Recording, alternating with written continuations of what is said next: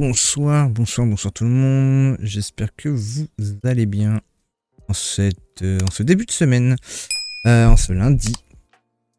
Froid, Itika ici dans la région parisienne, il a fait assez froid. Pelé comme on dit.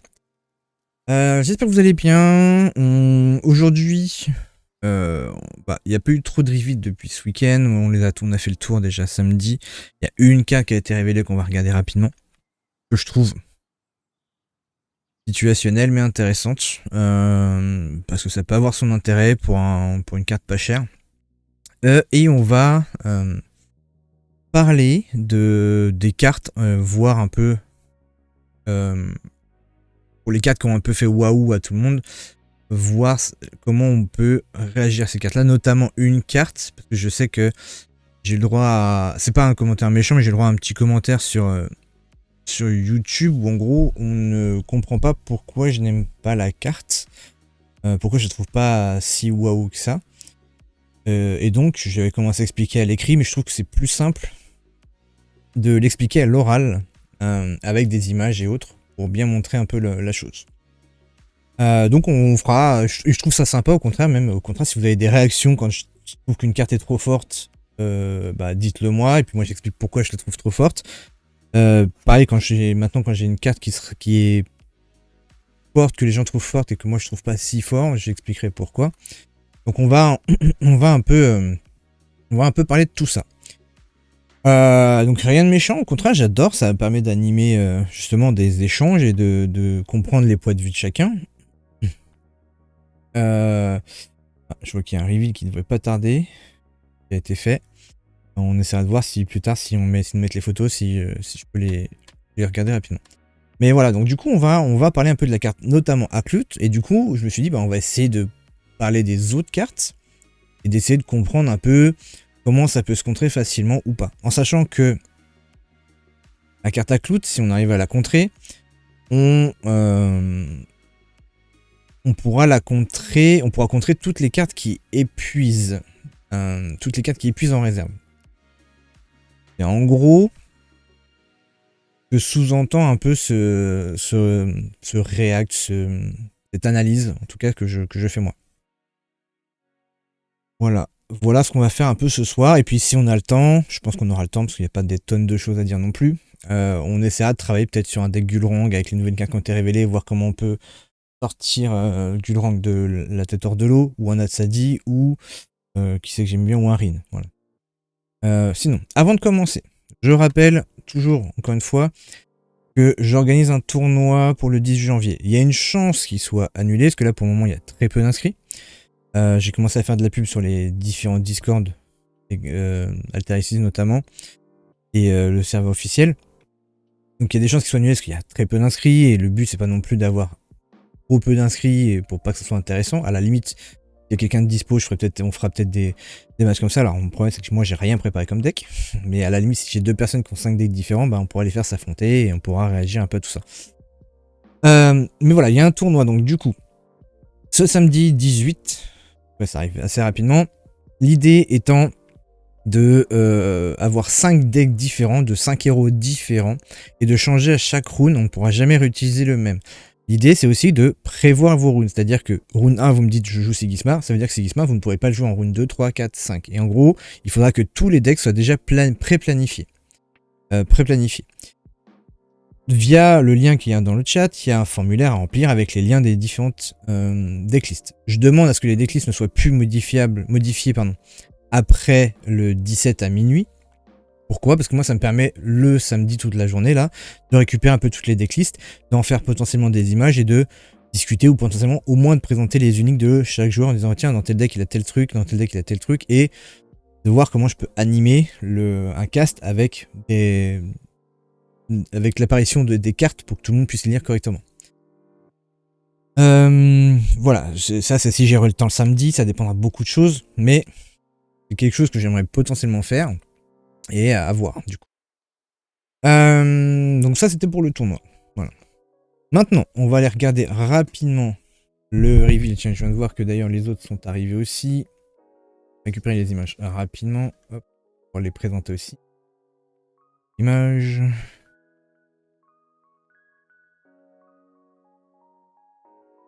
Et hop, je récupère 10 minutes.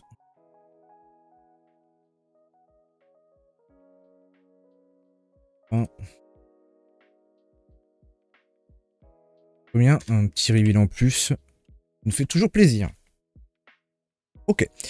Donc le premier reveal qu'on a, qu'on n'avait pas vu la dernière fois, c'est cette carte-là. Cette carte-là qui est donc chez Lyra de base.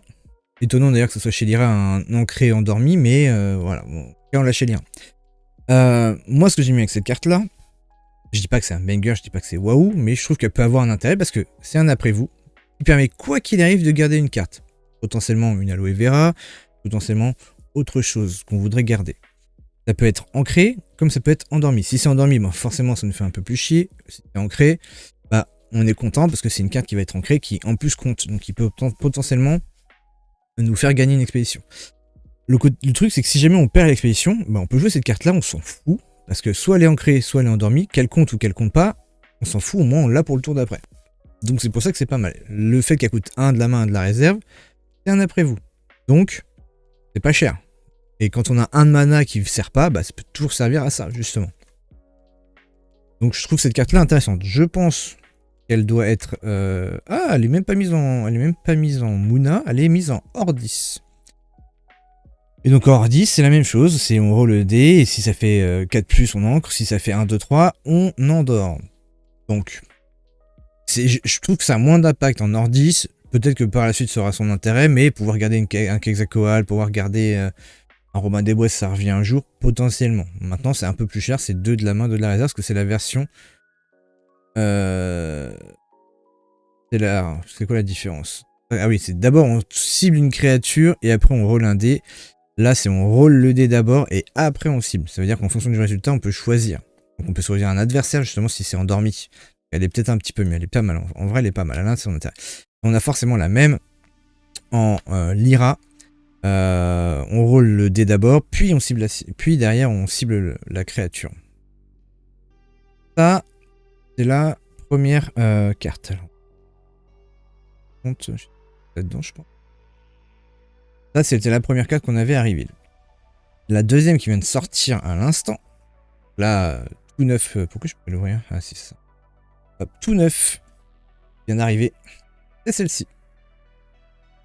Alors, encore une fois, une Lyra qui, encore une fois, est un après-vous. Qui a l'effet de cooldown, donc d'être épuisé une fois qu'on l'a joué, donc on ne peut pas la réenchaîner tout de suite. Et on défausse une autre carte de notre réserve, et si on le fait, une créature ciblée gagne 2 boosts. Ouais. Donc ça c'est bien si on veut gérer des cartes épuisées qui... Oui, encore même pas, en vrai même pas. Une carte qui ne sert à rien pour booster notre créature, ouais pourquoi pas. Mais je pense pas que ce soit la carte qui sera vraiment banger. La version rare. Discard another creature. Card from your reserve. If you do, target a creature gain 2 boosts. Quelle est la différence avec l'autre? Ah, elle n'a pas cooldown. Donc elle peut être enchaînée. Et ben, ça, je l'avais pas vu, mais du coup, c'est une carte qui, pour moi, ira très bien pour contrer potentiellement Aklut. On va voir après. Je dirais pourquoi. Je vais aller la mettre donc, pour être sûr de la retrouver facile. Et la transfuge. Transfuge, elle vient en Izmir. Hop, si je fais ça, vous devriez voir. Voilà. Elle vient en Izmir. Et c'est la version commune qui a été mise en transfuge. Pour un Afanas, pourquoi pas, et encore, on n'a pas forcément envie de défausser des cartes de notre réserve. Donc là, je vois pas l'intérêt en Izmir. Après, je vois pas forcément encore tout à ce niveau-là. Voilà pour les reveals. Pour le reveal de ces quelques cartes. Enfin, d'aujourd'hui. Et on est tombé vraiment à l'instant. Maintenant. Là, l'idée, c'est qu'on parle de cette carte. Aklut. Aklut, c'est une très bonne carte. Attention, je ne dis pas que c'est une mauvaise carte. Je ne dis juste que je ne suis pas plus emballé que ça. Parce que la rare avec un Basira, parce que dans l'idée, c'est qu'elle soit jouée avec un Basira. Basira, son pouvoir c'est quoi? C'est quand une créature gagne un boost, on peut engager Basira pour donner un boost à une créature. On n'est pas obligé de la mettre sur la même créature qui vient de gagner le boost, on peut la mettre à qui on veut. La combo avec Aklout, c'est de dire je joue Aklout. Rare. Il gagne un boost. Il va donc pouvoir épuiser une carte en réserve. Donc quand il gagne un boost, il peut épuiser une carte qui est en réserve. Donc, il peut, mais il n'est pas obligé. Il gagne son premier boost. Il va pouvoir épuiser une carte en réserve. On engage Basira pour donner un second boost à Aklout. Il va donc gagner un deuxième boost, donc redéclencher son trigger, et donc épuiser une carte en réserve. Donc, c'est ce qui fait waouh avec tout le monde avec cette carte-là, c'est qu'il peut gagner 2 boosts le tour où il arrive, et épuiser 2 cartes. Ce qu'on appelle ça, enfin, les gens l'appellent un sabotage ou un mini sabotage. Moi, j'appelle ça du tempo. J'appelle ça du tempo parce que pour saboter, il y a une condition. La condition pour saboter, c'est qu'il faut qu'il y ait mon adversaire joue d'autres cartes qui vont aller en réserve et qu'il va devoir sacrifier lui-même. La différence du sabotage, c'est qu'il va choisir les cartes qu'il va sacrifier. D'accord? Donc là, c'est sur ce point-là qui, pour moi, je trouve qu'il est facile de contrer cet effet-là. Beaucoup disent, ouais, vous imaginez, il arrive T2, donc T2, tu fais ça, t'engages les 2 cartes, derrière, t'as le mec qui va être obligé de jouer des cartes de sa main, donc il va forcément devoir s'épuiser. Ok. Déjà, la condition de ça, c'est qu'il faut être second jour au deuxième tour. Ça, c'est une des premières conditions. La deuxième condition de ça, c'est qu'il faut ton adversaire, et il faut qu'il ait au moins 2 cartes en réserve. Donc dans un Fen, ça va être facile, parce que même si tu joues qu'une carte, bah, tu as un truc qui arrive rapidement, qui arrive en réserve dès le début, donc tu as 2 cartes en réserve, ok. Mais il y en a d'autres, ils vont pas forcément jouer 2 cartes dès le premier tour. Typiquement, un Sigismar qui a déjà un jeton, ça se trouve pour gagner, il a juste besoin de jouer de l'autre côté, c'est fini. Voire même, il a peut-être même pas besoin de jouer de cartes. Donc, il y a des héros qui n'auront pas forcément besoin de jouer 2 cartes au premier tour. Ce qui fait que si tu es T2, tu vas utiliser tes 4 de mana, donc il faut que tu aies 2 cartes en réserve, que ton adversaire ait 2 cartes en réserve. Tu vas utiliser 4 de mana, ce qui veut dire que derrière, tu n'as plus rien en mana. Tu vas donc utiliser tout ton mana pour épuiser 2 cartes. Et ça, c'est la condition pour que Aklout soit pleinement efficace. Alors de base, ça reste un body 5-5-6. Le body 5-5-6 est important, parce que j'ai vu dans mes commentaires que c'était 6-6-6, mais non, c'est pas 5-5-6, c'est pas 6-6-6, c'est 5-5-6, puisqu'il prend 2 boosts, et 3-3-4 plus 2, ça fait 5-5-6. Donc ce qui veut dire qu'il a quand même un bon body. Okay. Donc la condition, être deuxième joueur. L'autre condition, il faut que ton adversaire ait 2 cartes en réserve. Ok, what. Très bien. À la suite de ça, j'ai répondu en disant ouais, mais si t'es deuxième joueur, ok, mais il y a des moyens de contrer et on va revenir après sur les moyens de contrer. On m'a dit ok, mais t'es peut-être pas obligé de le jouer deuxième tour, tu peux le jouer plus tard. Ok, très bien, on peut le jouer plus tard. Le truc, c'est que le jouer plus tard, ça change rien que ton adversaire aura plus de mana pour faire plus de choses et contrer cette stratégie-là, dans tous les cas. Donc s'il peut déjà le contrer tour 2, il pourra quand même le contrer plus tard. Et il aura encore plus de moyens pour le faire. Et on va voir après les cartes, parce qu'il y a des cartes qui coûtent 5, qui coûtent 7, qui coûtent autres, qui pour moi permettent de contrer un peu cette stratégie de dire je t'épuise.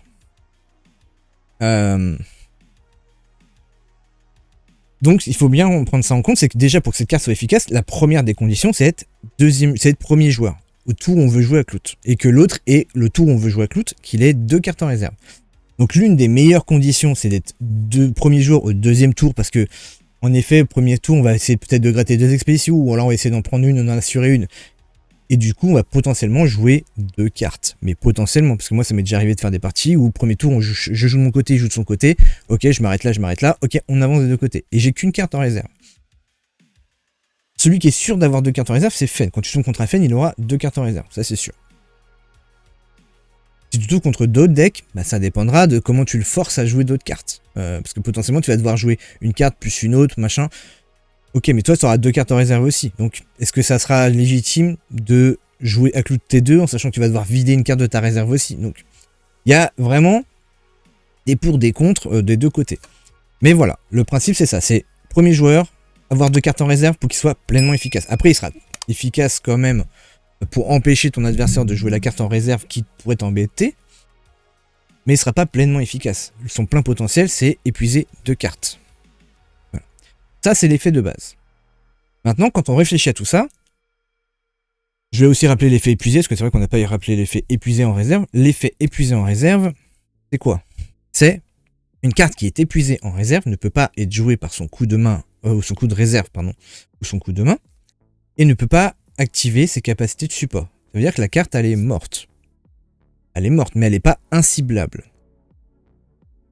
Tout effet qui cible la carte, qui lui fait faire une action, c'est l'effet qui fait faire l'action. La carte n'est pas la carte qui est jouée pour cette action-là. Donc, tout effet qui cible la carte en réserve fonctionne. Quand on arrive à ça, qu'est-ce qui va fonctionner? Les renvoyer dans les mains, les défausser des cartes de la réserve, et c'est tout. Enfin, pour le cibler de ces cartes-là. Voilà. C'est 2 effets qui vont fonctionner. Et on sait qu'il y en a. On connaît déjà le Flamel, qui va cibler une carte de sa réserve pour la renvoyer en main. Même si elle est épuisée, elle n'est pas inciblable par un autre effet qui peut faire des actions. Et Flamel, il coûte 4. Ça veut dire que le tour où tu joues à Clout, je peux jouer Flamel de l'autre côté. On avancera chacun de l'autre côté, parce que si tu joues T2, moi je joue mon Flamel T2. Okay, on fait 1 pour 1. Je récupère une carte de ma réserve, comme ça mon Flamel part en réserve, il se l'est même pas sacrifié. Donc j'ai pas perdu de carte. Toi tu as utilisé ton boost, tout machin, tu as utilisé tes 4 de tout ton mana pour espérer m'épuiser. Tu n'as pas réussi à m'épuiser. Donc déjà, c'est un des moyens de contrer cet effet d'Aklout. Donc déjà, Izmir a des bonnes cartes pour ça. Et du coup, qui a récupéré la carte Flamel en transfuge? C'est Lyra. Donc Lyra a déjà au moins une carte qui lui permet de lutter contre ça. Bien sûr, pour Lyra, c'est récupérer que des sorts. Je crois que Flamel aussi, de toute façon, en Izmir, je me souviens plus c'est quoi la rare, mais en tout cas, la commune, c'est récupérer un sort. Izmir va, quoi qu'il aille, jouer beaucoup de sorts, notamment entraînement magique ou peu importe, là où Lyra va pas forcément jouer des sorts à petits coups. Maintenant, pas impossible. En tout cas, ils ont une réponse potentielle. On va me dire, oui, mais il faut qu'il ait ça en main, il faut que ceci, il faut que cela, il faut qu'il les garde, machin, machin. Ok, mais si on regarde aussi les autres cartes qui existent déjà, on a Festival Lyra. Festival Lyra, c'est pas un des decks qui est le plus représenté, c'est pas une des cartes qui était waouh, qui a fait ok, on a une nouvelle condition de victoire, mais c'est pas la carte qui est principale dans les decks. En général, c'est plutôt une carte secondaire ou tertiaire qui est là pour avoir potentiellement une autre condition de victoire, si jamais on est un peu en galère, ou si jamais on la pioche et qu'on voit qu'on a les conditions. On est capable de les faire. Et rien que déjà ça, une carte qui n'est pas spécialement représentée est prise en compte. C'est-à-dire que les decks gardent des solutions contre Festival Lyra. Pour une carte comme Aklout, on sait qu'elle existe, on sait que c'est fort si ça marche, si ça fonctionne dans les bonnes conditions, forcément quoi va être pris en compte. C'est un body, donc c'est mieux qu'un Festival Lyra, parce que du coup ça met du body, ça peut te faire avancer. Ça contrôle, donc forcément tous les decks vont devoir prendre en compte Aklout. Et donc vont devoir mettre de la gestion. Alors, on a déjà tous un peu de gestion, mais du coup quand tu vas choisir ta main en début de partie, tu vas dire ok, là je joue contre un, peu importe le deck, Kojo, alors ça marche mieux avec un Bazira, mais potentiellement un Kojo, un Atsadi peut en avoir avec des mains tendues et autres. Si c'est pas le tour 2, ça peut être le tour 3, et peut avoir de la gestion. Mais quand c'est comme ça, tu vas devoir prendre en compte Aklout et jouer autour de ça. Et donc tu vas te dire ok, je vais garder ça, je vais garder ça, je vais garder ça. Donc les gens vont forcément prendre en compte ce Aklout. Donc déjà de base, il sera moins efficace parce que les gens vont prévoir des solutions autour de ça. Ce sera peut-être une carte main parce que le mec en face il peut aussi brain et dire ah j'ai peut-être le Aklout, et du coup le mec il va se garder la solution alors qu'en fait il n'a pas Aklout et du coup il va tourner autour alors sans rien quoi. Maintenant, on va garder des solutions. S'il arrive plus tard, bah, les solutions sont plus faciles à trouver parce que ceci, parce que cela. Maintenant, donc on a toutes les cartes qui ciblent. On a dit toutes les cartes qui ciblent des cartes de la réserve sont un moyen de contrer plus ou moins le pouvoir d'Aklout. En ayant un pouvoir bénéfique pour nous, bien sûr. On a Aklout, potentiellement, peut faire perdre des cartes. Donc, déjà, ce qui va contrer Aklout naturellement, ça va être tout ce qui est CA. Parce que si tu perds une carte mais que tu en repioches une, bah à la limite, t'as rien perdu. Ok, tu fais 0 de carte d'avantage, mais t'as rien perdu. Et dans ce duel-là, Izmir pioche beaucoup. Ordis pioche beaucoup. Lyra un petit peu moins. Lyra ravitaille, donc c'est dangereux pour eux. Donc déjà, rien que cela, donc c'est déjà ces deux factions-là, contre un peu naturellement Aklout par le fait de bien piocher, de très bien piocher. Donc certes, ça donne, du coup, ça te fait perdre ton avantage de pioche, mais tu n'es pas à court, tu ne t'épuises pas réellement. Et c'est très dur d'épuiser un Izmir ou même un Ordis qui pioche beaucoup. Donc déjà, la pioche est un contre naturel au fait de potentiellement perdre des cartes avec Aklout. L'autre truc qui va contrer Aklout, c'est toutes les cartes qui ne quittent pas le terrain le tour où ils sont joués. Donc, les cartes ancrées, les cartes endormies. Les cartes endormies, ça a le désavantage de ne pas te faire avancer. Mais si jamais tu joues une carte endormie, une carte ancrée, bah t'as peut-être joué 2 cartes, mais c'est 2 cartes qui vont rester pour le prochain tour. Donc au final, comme elle ne part pas en réserve, tu ne vas pas perdre de ressources. Tu pourras jouer ta réserve après, les autres vont partir en réserve au tour d'après. Donc tu n'auras pas perdu tes ressources. Donc ça contre naturellement cet effet-là. Donc qui est-ce qui a bien fonctionné contre ça? Moona, ils ancrent beaucoup. Je pense Lyra, parce qu'ils ont quand même du dodo et un peu de ancré. Pas forcément naturellement sur les cartes, mais celui qui a mieux s'en sortir, c'est clairement Moona. Encore une fois, Izmir a un Aphanas, typiquement, c'est qui tourne autour des champignons ou des vendangeurs.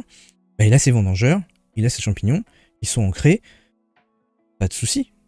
Du coup, ça contre naturellement l'effet de Aklout. Donc Izmir, on voit déjà qu'ils ont la pioche qui contre un peu Aklout, et les effets qui renvoient en main qui va contrer Aklout, et le ancré qui va contrer Aklout. Donc Izmir déjà, c'est une faction sur laquelle Aklout, tu comptes pas dessus pour pouvoir battre Izmir. À part pour le body. Voilà pour moi. J'ai peut-être oublié des choses, mais voilà pour moi ce qui contre le mieux l'effet épuisé. Donc là, je parle d'Aklout parce que c'est Aklout qui fait waouh à tout le monde. Les autres cartes qui épuisent, la plupart du temps, c'est qu'ils épuisent une carte. Donc pour pouvoir gérer, faire s'épuiser les autres adversaires, il va falloir réussir à endormir une deuxième carte. Donc le timing n'est pas bon parce que du coup, ton adversaire a potentiellement le temps de jouer sa deuxième carte pour pas que tu l'endormes et pour pas perdre de ressources. L'avantage d'Aklout, c'est que si t'es premier joueur, tu joues, t'épuises les deux dans un Basira, donc c'est que dans un Basira. Et c'est tout. Voilà. Et c'est ce qui est fort avec Aklout, clairement. Si ça passe et si le mec a pas de gestion en face, bah bravo, tu lui fais perdre des cartes. Ou alors il concède une expédition, il dit ok c'est pas grave, je prendrai pas d'expédition. Mais voilà. Maintenant un autre moyen de contrer Aklout, c'est quitte à perdre une carte, c'est de faire en sorte que ton adversaire n'avance pas. Donc de la gestion de cartes qui coûtent 4 ou moins, 4 ou plus. Tu dis au revoir, va en réserve ou au revoir, va en défausse. Tu vas de toute façon perdre une carte, et la plupart des gestions sont fugaces, donc quoi qu'il arrive, elles ne passent pas par la réserve, donc tu peux très bien dire, ok, je crame mon contrôle pour pas que tu avances, tu m'as endormi mes cartes, tu m'as épuisé mes cartes, mais au moins tu n'avanceras pas, et je perds pas réellement une ressource, parce que cette carte-là n'était pas censée aller en réserve, c'est que j'ai accepté de perdre mon contrôle pour gérer ta carte. Il y a déjà quand même beaucoup de cartes, beaucoup d'effets, beaucoup de choses qui peuvent plus ou moins contrer l'effet d'Aklout. Donc c'est pour ça que moi cette carte me vend pas plus de rêve que ça. Après je me trompe peut-être parce qu'on n'a pas encore tout le contenu de ce que peut être les cartes épuisées et la force que ça peut apporter. On en a déjà vu quelques-unes et on va en voir. Là je vais les présenter. On va faire un peu par faction de ce que j'ai vu là rapidement, parce que je l'ai fait avant de venir, parce que j'ai réfléchi quand j'étais au boulot en disant il y a ça qui peut contrer Aklout. Et là j'en ai trouvé dans toutes les factions qui peuvent contrer cet effet là. Celle où j'en ai trouvé le moins des cartes qui peuvent contrer, c'est Ordis et Bravos. Le truc c'est comme on l'a dit, Ordis ça pioche beaucoup. Ça vend du rêve aux gens car c'est pour l'instant la meilleure gestion Bravos aussi. Ça vend du rêve, oui, c'est la meilleure gestion, mais oui et non au final, parce que là je vais montrer justement que c'est pas la meilleure gestion en vrai. Parce que du coup tu as moyen de tourner autour et de passer outre cet effet là en fait. Donc c'est pour moi une carte tempo qui va plutôt plus être là pour bloquer des cartes chiantes dans la réserve, mais c'est pas une vraie gestion. En late game, au tie break, ça tue ton adversaire. Sauf si ton adversaire a bien pioché. Ton adversaire a bien pioché, il a forcément une main, il a forcément de quoi jouer. Et malheureusement, un Bravos en late game, à l'heure actuelle, il n'a pas suffisamment de pioches. Ça, c'est le problème de Bravos. Si Bravos avait beaucoup de pioches, bah, en late game, tu dis en late game, je t'épuise des cartes, machin. Ok, mais lui, il aura tellement peu de cartes à jouer. Si ton adversaire en face a bien pioché, bah, malheureusement, tu feras pas le poids, en fait. Tu feras pas le poids, dans tous les cas. Donc, ça dépendra de ça, en fait. Mais je suis d'accord avec toi que c'est une bonne gestion. Enfin, c'est un bon tempo, parce que c'est pas une gestion. Pour moi, la gestion, c'est si vraiment tu te débarrasses de cartes. Si jamais tu empêches les cartes de venir pendant un tour, c'est du tempo, c'est pas de la gestion. Moi, je sépare vraiment les deux, parce qu'il y a une différence entre cette carte-là me fait chier, je la défausse, ça reviendra pas avant qu'il ait fait le tour de son deck, ou alors elle sera là, mais qu'au tour prochain, bah au moins c'est du tempo, c'est pas de la gestion. Ça le force à surcharger sa réserve, donc il perd une carte. Non, justement, c'est ce que je suis en train d'expliquer, c'est que il y a beaucoup de stratégies qui empêchent la surcharge qui empêchent la surcharge du deck. Voilà, justement. Mais en fait, il y a beaucoup de stratégies et d'effets de cartes qui empêchent la surcharge du deck malgré de la réserve, malgré que tu es épuisé en réserve. Oui, bien sûr, surtout avec les nouvelles cartes. Surtout avec les nouvelles cartes. Et c'est justement ce que je vais montrer, pour montrer à tout le monde de pourquoi moi le Aklout, c'est pas le waouh. C'est une bonne carte, parce que ça fait un gros body, ça c'est sûr et certain. Même si j'aime pas encore une fois le côté Bazira où je mets tout sur une carte, et si elle est gérée, j'ai plus rien derrière. Parce que c'est mon problème que j'ai avec Bazira, c'est un peu la même chose avec Afanas, mais Afanas a plus de contrôle et plus de moyens de piocher pour continuer à faire tourner son deck. Là où Bazira, malheureusement, ça manque encore de pioche. C'est vraiment fort, mais tu vas voir qu'il y a mieux. Je vais te montrer qu'il peut y avoir mieux. Voilà. On va aller voir justement les cartes. Donc déjà, on va aller chez Axiom. Qu'est-ce qu'on a comme carte chez Axiom qui permet de contrer un peu ces stratégies? On a déjà cette carte-là, qui pour 2 te permet de redresser une carte. On sait que par exemple, une Trace aime bien avoir des cartes pas chères. 2, donc ça veut dire que s'il joue sans inclus, ça veut dire qu'il a au moins 4 de mana, donc c'est tour 2. Ça veut dire que toi aussi tu as 4 de mana. Tu joues ton Rocket plus fine, tu redresses une carte qui coûte 1 ou 2, tu joues ta deuxième carte. Voilà, ta réserve n'est pas surchargée. Et chez Axiom, c'est facile à faire. Parce qu'on a beaucoup de cartes qui coûtent pas cher et voire même qui ont un coût moins cher de la réserve que de la main. Donc en vrai, ça c'est déjà une très bonne carte pour gérer Aklout. Et dans une méta où il va y avoir beaucoup d'épuisement, bah cette carte elle va être banger. On a quoi d'autre? On a ça. Nouveau permanent qui a été révélé. Alors, le problème, c'est qu'il met une carte épuisée en réserve. Mais si tu la joues au tour d'avant, setup, pour préparer justement un potentiel Aklout, bah, le mec, il va y réfléchir 2 fois avant de jouer Aklout. Donc, le mec, il te fait Aklout, il t'épuise ses cartes, bah c'est pas grave. Grâce à ce permanent-là, tu peux jouer les cartes même épuisées. Donc ça contre complètement la stratégie Aklout. Complètement. Meilleure carte axiomatique avec Gibil. Enfin, je relise Gibil, je sais plus. Je vois que c'est le gros Dwayne Johnson dopé aux hormones là, mais... mais voilà. On a cette carte là du coup chez Axiom. On a cette carte là qui est une transfuge qui... Alors elle, c'est pas vraiment un contre, et c'est une carte qui va profiter de l'effet. Alors c'est pas fou, mais voilà, c'est une carte qui profite de l'effet. Mais typiquement, tu le joues avec ton corbeau d'avant, bah t'as déjà un peu plus de stats. Je l'ai mis vraiment jusqu'à profit de l'effet. Alors ça, c'est pas vraiment un contre. Encore une fois, c'est pas un contre. Ça profite de l'effet. On a cette carte-là. Alors, certes, au niveau coup de mana, en ayant mes 2 cartes épuisées de mon côté, ça ne fait que 5 à payer. What? Maintenant, ça dépend vraiment de quand est jouée la carte Aklout. Parce que là, on est parti du principe qu'il le jouait T2 et que ça marchait T2. Mais s'il a rien à faire, s'il a rien à mettre en réserve, il va pas forcément la jouer T2. Et s'il la met T3, par exemple, je suis à 5 de mana, il a 5 de mana, il va déjà en gaspiller 4 pour jouer Aklout. Donc il lui restera 1 de mana, et en Axiom, il n'y a pas tant, en Bravos, il n'y a pas tant que ça de cartes à 1 de mana, même s'il commence à en mettre. Mais du coup, à 5 de mana, moi j'ai ça. Et avec ça, je fais quoi? Bah, je crée 3 créatures 2/2 que je peux mettre comme je veux. Ça veut dire que je peux venir 6/6 en face du Aklout. Et donc, quand même passer face à lui. Donc, c'est un moyen, s'il le joue pas tous deux et qu'on le joue tour de nous, eh ben, on a moyen de passer devant. On a moyen de passer devant lui. S'il a rien à 1 derrière, bah, il est un peu baisé. Je suis désolé de le dire comme ça, mais il est un peu baisé. Alors, la carte va partir en réserve, malheureusement, et on va la perdre, parce que là, il n'y a pas fugace. Mais c'est un moyen de prendre l'expédition en perdant une carte. Je accepte de perdre une carte, mais je te prends l'expédition et toi, tu la prendras pas. Donc, carte intéressante. De toute façon, c'est des cartes qui sont intéressantes. Décharge de Kélon. On a vu qu'il y avait des cartes qui sont pas chères chez Axiom. Bah, au pire du pire, je te décharge de Kélon. Donc ça, c'est le cas où il m'épuise mes cartes. C'est une carte fugace, donc quoi qu'il arrive, elle se répartit en défausse. Et ben, c'est pas grave. Tu m'empêches de jouer mes cartes, ou tu veux me surcharger ma réserve, c'est pas grave. Je te contrôle ta carte. Au revoir ta 4 de coups de moins. Elle va en réserve si elle était fugace. Bon là c'est pas fugace parce que c'est le tour où on la joue au T2 donc elle est forcément de la main. Je te la renvoie en réserve, tu n'avances pas. Moi ma carte part en défausse parce qu'elle était fugace, donc je ne sacrifie pas mes cartes en réserve. Ça m'a forcé à jouer un contrôle, certes, mais au moins j'ai pas pris de retard. Et ton 5-5-6 qui a coûté que 4, eh ben je te l'ai géré avec 3 de mana. Pour peu que j'ai une 1 de mana, si j'accepte de perdre une carte à 1 de mana, bah je vais la jouer. Je vais la jouer et je gagne une expédition en plus.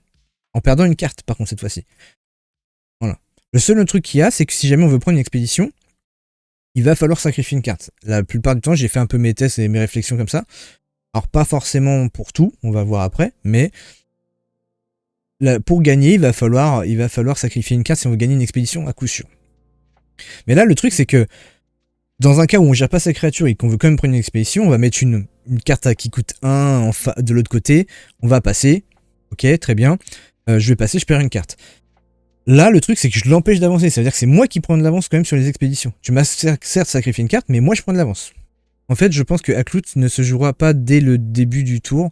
Il va falloir que des après-vous pour ne pas se faire... Oui, mais le truc, c'est que les après-vous, il y en aura d'autres en face. Il y en aura d'autres en face. Tout le monde va tourner autour du Aklout, donc on va se dire, attends, là, il est en train d'économiser son mana, il va peut-être me gérer un Aklout. Et s'il fait un après-vous, qu'est-ce qui va se passer? Bah l'autre va revider sa réserve, donc il n'y aura plus rien à sacrifier. En fait, le truc, c'est que Aklout, il est efficace si tu le joues en premier. Sinon, il est plus efficace, parce que le mec va vider sa réserve. Parce que justement, il va tourner autour du Aklout. Donc en fait, Aklout, tu es obligé de le jouer dès le premier tour. Dès le tour où tu as la main. Et il faut que tu sois premier joueur. Pour qu'il soit pleinement efficace. Je parle bien de pleinement efficace. Tu peux toujours te dire, oui, alors ok, je vais endormir sa deuxième carte, machin, et j'en endors qu'une. Mais t'en endors qu'une, et donc tu vas pas surcharger la réserve. Si l'autre, il a libéré un slot, ben, il a juste ajouté une deuxième carte à côté, sa carte va en réserve, et le slot avait été libéré, mais il a juste été repris par une autre carte. Donc il n'y a aucune plus-value à ne pas le jouer en premier. Donc en fait, Aklout, pour qu'il soit purement efficace, il faut qu'il soit joué en premier. En premier, dès le début. Tu peux pas te dire je fais un après-vous, parce que si tu fais un après-vous, tu prends le risque à ce que l'autre vide sa réserve. Parce que qu'il se fasse pas contrôler, bah oui, si tu fais un après-vous, mais c'est pas l'intérêt d'Aklout. L'intérêt d'Aklout, c'est son contrôle. Parce que si c'est juste du body, je pense qu'il y a mieux que ça. Il y a mieux que ça, en termes de stats. Donc moi en tout cas, la Aklout, quand je la lis, et que tout le monde fait waouh pour son effet de contrôle, bah son effet de contrôle, il ne fonctionne que si tu la joues en tout premier, sans que ton adversaire ait le temps de vider sa réserve. S'il a le temps de vider sa réserve, aucun intérêt. Aucun intérêt. Donc les après-vous ne fonctionnent pas avec Aklout, malheureusement. Donc on a le déchange de Kélon. En crière de l'Ouroboros, parfaite aussi. Tu joues en crière, à la fin du tour tu récupères une carte, donc l'encrière prend la place de la carte récupérée. Donc tu as joué une carte qui coûte 2, donc 2 fois moins que Aklout. Pour reprendre une carte en main, donc t'as rien sacrifié. Et t'as compté l'effet d'Aklout, et en plus t'as pris une expédition, s'il a joué T2. Tu le joues de l'autre côté, tu prends une expédition. Donc tu prends une expédition, tu récupères une carte sans avoir un malus avec l'effet d'Aklout. Bah ok. Donc forcément, je l'ai montré après parce qu'elle est dans l'IRA, mais donc, encore un moyen de contrer Aklout facilement. Facilement. Un autre, pour moi, une carte qui va aussi revenir à cause d'Aklout, c'est cette carte-là. Et encore plus chez l'IRA. Cette carte-là, c'est je défausse une carte de ma réserve, je pioche une carte. Donc, certes, je m'auto-sabote une carte, mais en fait, je perds un play pour en gagner 2 potentiels, parce que je peux récupérer une carte qui n'a pas fugace, et donc avoir 2 plays potentiels. Donc certes, je me sacrifie une carte, mais derrière, je repioche une carte. Et c'est 5-5-5 de stats, qui n'est pas dégueu. Ce qui n'est pas dégueu. Je peux le dire. Donc, après, ça marche avec 5 de mana, donc ça veut dire qu'il faut qu'Aklout soit joué au tour 3 potentiellement, et que nous on le joue derrière. Mais sauf que Aklout, il va aller côté, il va aller côté compagnon, nous on va côté héros, avec 1 de mana, Bravos ne passera pas les 5-5-5. Donc du coup, je suis sûr de prendre une expédition, je suis sûr de pas me faire saboter une carte, parce que je me défausse pour en piocher une. Donc je perds un play, 2 plays. Bénef. Alors elle va peut-être pas marcher elle va peut-être pas revenir forcément en action. Là je montre toutes les cartes qui pour moi peuvent contrer l'effet d'Aklout, pour montrer que Aklout n'est pas si fort. Encore une fois, c'est plus une réponse un peu vocale à la personne qui m'avait commenté sur YouTube, juste pour comprendre mon point de vue de pourquoi Aklout n'est pas si fort. Et j'ai peut-être oublié des cartes en plus. Donc cette carte là, Baku, très bien, c'est en plus une carte à 4, donc qui va arriver sur le même timing que Aklout. C'est pas un réel contre, c'est juste, on se remet au même niveau. Tu me le joues T2, très bien, je joue mon Baku dans l'expédition opposée, je fais sacrifier une carte, tu perds une carte, je perds une carte. On revient au même niveau, on prend une expédition chacun, donc c'est 1 pour 1, 1 pour 1. Donc, pour moi, ça rééquilibre les choses. Donc si tu comptais m'épuiser, bah, je vais t'épuiser aussi. Et du coup, on va être au même niveau tous les deux. Donc pour moi, ça c'est pareil. Pour moi, je considère que c'est un contre à Aklout. Parce que du coup, je remets tout le monde au même niveau. C'est je dis, tu me faisais perdre une carte, donc j'étais un peu en dessous, mais là tu en perds une, donc tu reviens au même niveau que moi. Et en plus, je prends mon expédition aussi. Donc ça, c'était chez Axiom, c'est les cartes que j'ai relevées chez Axiom. Ça, c'était les cartes Axiom. On va aller maintenant chez Bravos. Bravos, pour moi, c'est celle qui aura le plus de mal à lutter contre Aklout. C'est un peu étonnant parce que du coup, c'est celle qui aura le plus de mal à lutter contre une carte qui vient de sa propre faction. Je trouve ça un peu dommage. Mais il y en a quand même quelques-unes pour lutter. Première pour lutter, le Geyser. Le Geyser, c'est un contrôle qui coûte 4, donc qui coûte le même prix. Bah, Ordis, en fait, l'avantage d'Ordis, c'est qu'Ordis pioche beaucoup par rapport à Bravos. Ordis pioche énormément, et le fait qu'il pioche énormément, ça peut lui permettre de revenir de cette perte en fait. Je dis pas qu'elle va pouvoir un peu ignorer l'effet d'Aklout, elle va le subir, mais comme elle pioche beaucoup, elle va revenir facilement de cet effet-là. En fait, c'est ce que je pense vis-à-vis d'Ordis. Donc c'est pour ça que je pense pas qu'elle soit si en difficulté que ça. Quand je vois les games avec Ordis, ça va. Bah, Sigismar pioche beaucoup quand même. Hein. Ils ont Leosma qui pioche beaucoup. Ils ont, si t'avances pas, t'as Procuratrice qui fait piocher. Il y a des nouvelles cartes qui font piocher. Enfin, il y a la Baba Yaga. En fait, ils piochent tellement. En fait, Ordis pioche tellement naturellement avec ses cartes que pour moi, j'ai vu des mecs en Ordis où ils avaient 5-6 cartes en main en fin de partie, là où d'autres étaient en galère, alors que pourtant Ordis joue déjà plein de petites cartes. Je suis d'accord avec les plein 1, ça va fatiguer, mais déjà, alors, si on va arriver après sur Ordis, on arrivera sur Ordis, mais si déjà on prend Sigismar, déjà Sigismar a un token gratuit. Donc déjà, pour que le Aklout fonctionne, il est obligé de le mettre en face du token, parce que sinon, Ordis va pouvoir avancer gratuitement sans avoir besoin de jouer de cartes. Donc forcément, il est obligé de le mettre en face du token. Derrière, Ordis, s'il accepte de perdre une carte, il a juste à mettre une carte à 1 de l'autre côté, donc ça lui a coûté que dalle en mana, pour pouvoir avancer. Il pourrait même dire, je fais une carte à 1, je fais un saut adhésif, je te gère ton Aklout. Je mets 2 cartes, une de chaque côté, je fais un 2-0 en perdant une carte. C'est fort, moi je trouve que c'est fort. Faire un 2-0 en acceptant de sacrifier une carte, enfin 2, parce que du coup t'as le saut adhésif, pardon. C'est fort, tu mets une avance de 2 expéditions à ton adversaire, en sachant que comme tu vas piocher beaucoup, t'as moyen de revenir de ça, en tout cas de temporiser le truc, mais tu prends une avance extraordinaire. Et l'autre truc aussi, c'est que Ordis, s'il accepte de perdre une expédition de retard, il peut se setup. Alors, peut-être pas Némolonite et tout, parce que ça coûte 5, sauf si c'est sur le bon timing, parce que s'il le joue, le tour où il a 5 de mana, c'est un bon timing. Le problème derrière, c'est les 1 de mana qui restent de Bravos, où là, il pourrait potentiellement quand même prendre 2 expéditions, mais quitte à se dire, ok, là, je pourrais rien faire, je vais perdre une carte, bah, autant se setup. Pas grave. Et par la suite, je serai plus fort. Mais moi, je pensais sur le timing à 3. Sur le timing à 3, t'as le transporteur qui peut se setup. Si jamais tu joues transporteur. Et potentiellement, tu joues une carte à 1 en plus. Donc, tu vas accepter de sacrifier une carte à 1 pour quand même prendre une expédition. Donc, ça veut dire que tu fais 1 pour 1. Et en plus, tes setup pour le prochain tour à avoir 2 tokens. Un de chaque côté. Qui va mettre une pression à Bravos, qui sera obligé de jouer des 2 côtés s'il veut pas prendre trop de retard. Donc, et Ordis, on sait que ça pioche beaucoup. Ça peut piocher vraiment énormément. Donc en vrai, why not? Et en plus de ça, si tu te setup avec ton jeton, ou alors, j'ai même une connerie. C'est vrai que je l'ai pas mis dans les trucs là, mais il joue en face de ton token.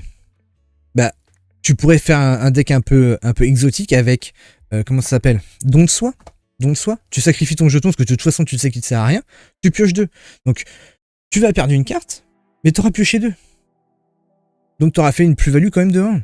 Donc, en fait, et encore une fois, il y a des cartes qui permettent un peu de contrer, en tout cas de ralentir, et voire même de reprendre quand même un peu d'avance sur ça. En fait, tu sais que tu as perdu, bah tu fais une carte à 2, machin, tu pioches 2. En vrai, hors 10, pour moi, je suis pas inquiet pour hors 10. Moi, où je suis inquiet, c'est pour Bravos, parce que Bravos, ils ont très peu de pioches. Donc, ils vont s'auto-saboter avec leur propre faction. Pour moi, je suis plus inquiet pour Bravos que pour hors 10. En tout cas, pour revenir à Bravos, pour moi, il y a cette carte-là qui peut être un contre et qui, en plus, bénéficie d'un effet bonus. En fait, c'est...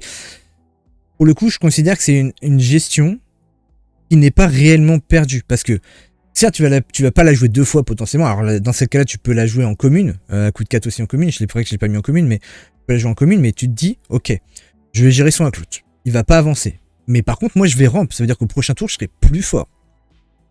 Je serai plus fort. En fait, mon sort, je l'aurais pas réellement perdu. Parce qu'il aurait été en mana. Et donc, il me servira pour le tour d'après grâce à la mana. Je serais même pas obligé de mettre en mana. Ou alors, si je mets en mana, j'ai un mana de plus que mon adversaire. Donc, je l'ai empêché d'avancer, il m'a fait perdre une carte, c'est pas grave, mais moi j'ai ramp. Contrepartie. Donc, il y a quand même quelques cartes intéressantes, je trouve, pour lutter à l'effet Aklut. On va avoir cette carte-là, Mighty Simbin. C'est un bi, je sais pas comment ça se dit. C'est un biome, je suppose, ça va être un truc comme ça. S'il la joue de l'autre côté et que par chance, il est en forêt de l'autre côté, et ben il va pouvoir la sacrifier à la fin du tour, pour éviter de la sacrifier de la réserve de toute façon, parce qu'il ne devra pas une carte, partir en mana. Encore une fois, il va apprendre une expédition, et gagner un de mana pour le tour d'après. Donc, pour moi, je considère que c'est un contre à Aklut. Donc, quitte à perdre une carte, bah, je vais quand même avancer, et en plus, je vais booster mon mana. Hop là. Et en plus, je vais booster mon mana. Donc, pour moi, c'est une bonne carte pour contrer ça. Alors, par contre, c'est une transfuge, donc ça prend des slots de rare. Bien évidemment, j'ai pas regardé si ça prend des slots de rare et que les slots de rare sont importants ou pas. J'ai pas regardé. Je montre vraiment les cartes qui, pour moi, peuvent contrer Aklut et qui sont à considérer justement pour les joueurs d'Aklut. Aroro. Aroro, qu'on le veuille ou non, c'est une bonne carte maintenant, du coup. Ça peut devenir une 5-5-5. Alors, malheureusement, ça contre pas Aklut en termes de stats, mais ça devient une 5-5-5. Après, t'es un Bazira, si tu es un Barizira et que tu joues Aroro, tu contre Aklut. Tu te mets en face d'Aklut, tu dis ok, si t'as perdu une carte, je sacrifie une de mes cartes. Par contre, je vais être 5-5-5, j'active mon Bazira, je suis 6-6-6, passe devant toi, j'avance au niveau des expéditions, toi tu n'avances pas. Donc je fais 1-0. Donc ça, c'est encore une carte qui, pour moi, sera à considérer, même si, en effet, on voit que l'effet est pas fou, mais avec les cartes épuisées, au final, l'effet est pas si dégueulasse que ça, notamment en transfuge. En Izmir, on s'en fout un peu, mais en transfuge, je pense que ça peut passer. Ça peut être intéressant. C'est pour ça que je l'ai mis dans les cartes à voir. On a le freeze, forcément, c'est une gestion. Donc là, l'avantage, c'est que je l'envoie en réserve, je l'épuise. Bon, aucun intérêt, parce que du coup, il va pouvoir le rejouer au tour d'après, donc... Je l'ai mis vraiment en disant que c'est une gestion. Après, il y a l'intimidation, je crois que je l'ai mis. Alors, le puissant djinn. J'ai mis le puissant djinn. Le puissant djinn, c'est pareil. Alors, normalement, le puissant djinn, on est bien pouvoir piocher avec cette carte-là. Mais je me dis, bah, quitte à perdre une carte, je pioche pas avec ça. Tant pis, je l'envoie en mana directement. Encore une fois, j'ai une plus-value quand même à jouer cette carte-là. Et je peux avancer. Une Dracaena. Bah, pourquoi la Dracaena? Parce que ça gagne en crée. C'est-à-dire que je vais la jouer. Elle va rester sur le terrain. Du coup... Je sature pas ma réserve, du coup, j'ai pas besoin de sacrifier de carte, donc je ne perds pas de carte, je gagne une expédition. Donc on fait 1 pour 1, sans que l'effet Aklut ait vraiment fonctionné. Et en plus, au prochain tour, elle sera un peu plus forte, etc. etc. Donc ça fera en plus une carte qui sera déjà là pour le prochain tour, que ton adversaire devra essayer de contrer, d'une manière ou d'une autre, là où moi, je pourrais jouer de l'autre côté, venir en opposition, etc. etc. Donc vraiment, les cartes ancrées, pour moi, c'est un sacré avantage contre Aklut. Voilà ce que j'ai relevé chez Bravos. Donc il y a peut-être que j'ai manqué. Mais pour moi, c'est les cartes les plus efficaces. Ce que j'estime être plus efficace contre Aklut pour lutter contre ça. Alors, J'ai pas mis l'intimidation d'ailleurs, mais j'aurais pu mettre l'intimidation. Ce que j'aime pas trop avec l'intimidation, c'est que tu vas le renvoyer en main, donc il pourra te la rejouer au prochain tour, il pourra te la rejouer, tant que tu le renvoies en main, il pourra la rejouer, la rejouer, la rejouer. Donc c'est un peu chiant. Et ça lui coûtera 4 de mana, ça évitera qu'il coûte que 3 de la réserve. Donc l'intimidation reste une bonne gestion. C'est une carte à 2 qui te permet derrière de jouer une autre carte. Bon. Je sais plus si l'intimidation a fugace de base, mais en gros, voilà. Pour moi, tous les sorts de gestion peuvent servir à ça. Là, le problème de celle-là, c'est qu'elle est cooldown, ça veut dire qu'elle va aller en réserve, donc on va devoir quand même perdre une carte à la fin, mais on l'a empêché d'avancer. De toute façon, encore une fois, on part du principe qu'on est prêt à perdre une carte pour l'empêcher d'avancer et faire du 0-0. Ça, c'était pour Bravos. Donc c'est pour ça que je dis que Bravos, pour moi, aura le plus de mal, parce que j'ai pas vu d'autres cartes qui permettaient de lutter contre ça. Et les aguerris, bah malheureusement, ça va subir, ils vont être obligés, ils vont aller en réserve, donc forcément, ils vont devoir machin. Donc c'est vraiment l'ancrage, l'endormi, les capacités de renvoyer en main, les capacités de défausser pour faire un effet, les capacités d'envoyer en orbe de mana. C'est vrai que je ne l'ai pas cité au début, mais d'envoyer en orbe de mana, c'est aussi un bon contre. Donc ça, c'était pour Bravos. Est-ce que, je sais pas si tu es encore là, Clem, mais est-ce que déjà tu es un peu d'accord avec ce que je dis ou pas? Parce que tu pourrais ne pas être d'accord, hein, tu as le droit de le dire. Encore une fois, je vois que là, comme tu avais répondu et tout. Mais voilà, en fait, après, il me semble que j'avais calculé une carte, bah justement, la Aroro, tu la joues dans un Basira, tu contres complètement, parce que tu arrives à 6-6-6 de stats, là où ton comment ça s'appelle, ton Aklut, il fait 5-5-6. Donc déjà, tu as 1 de stats en plus, donc comme il aura plus rien à jouer, tu passes devant. Donc pour moi, Aroro, dans un Basira, c'est un parfait contre à Aklut, parce que ça arrive sur le même timing.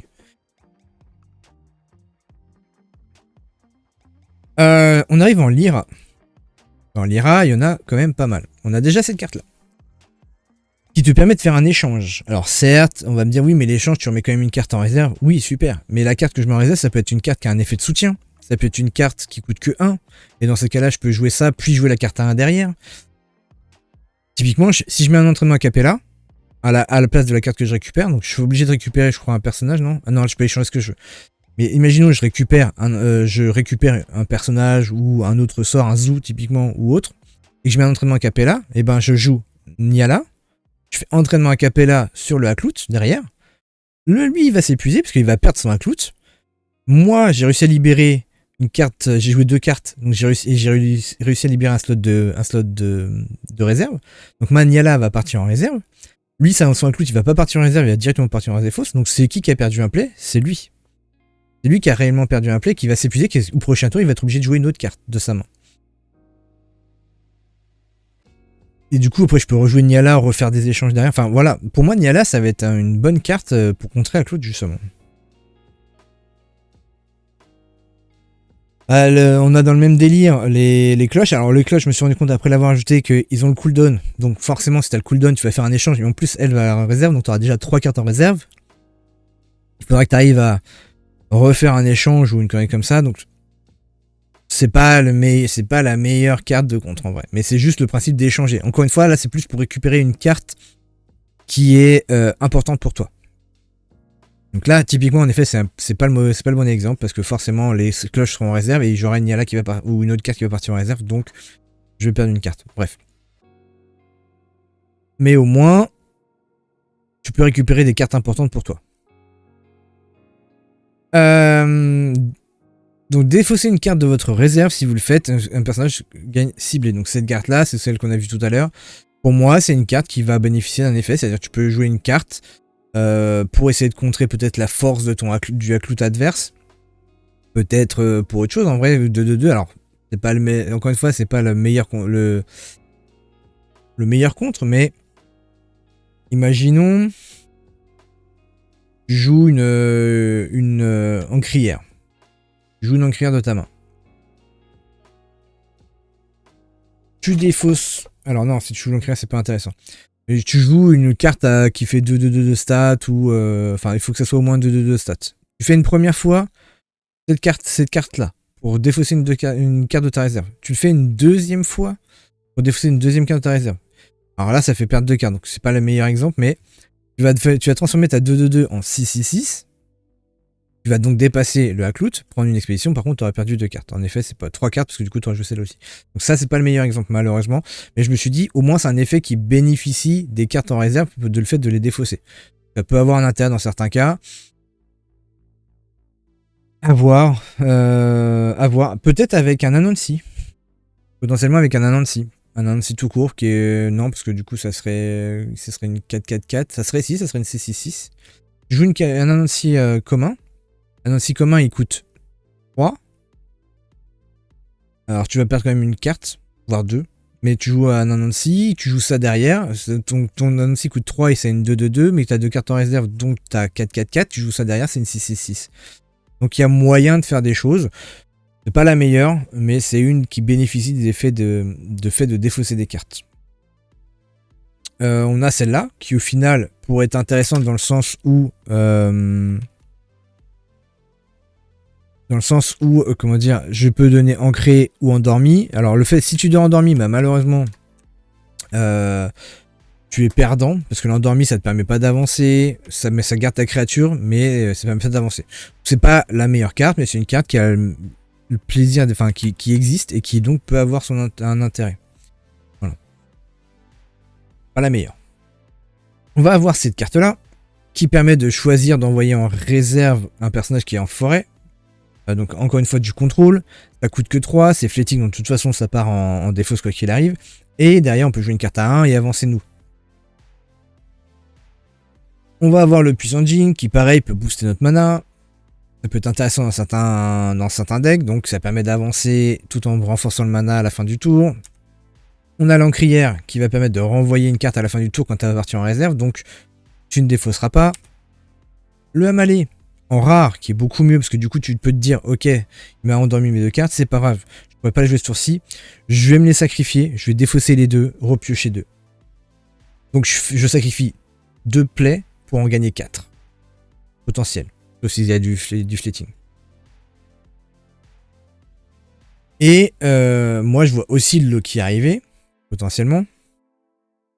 Parce que, quitte à se faire saboter sa réserve, bah ok, je vais me la défausser, je vais repiocher 3. Donc si j'ai une carte en main, 2 cartes en main, bah c'est pareil, je fais une plus-value de 1. Alors je fais piocher mon adversaire qui va peut-être l'arranger.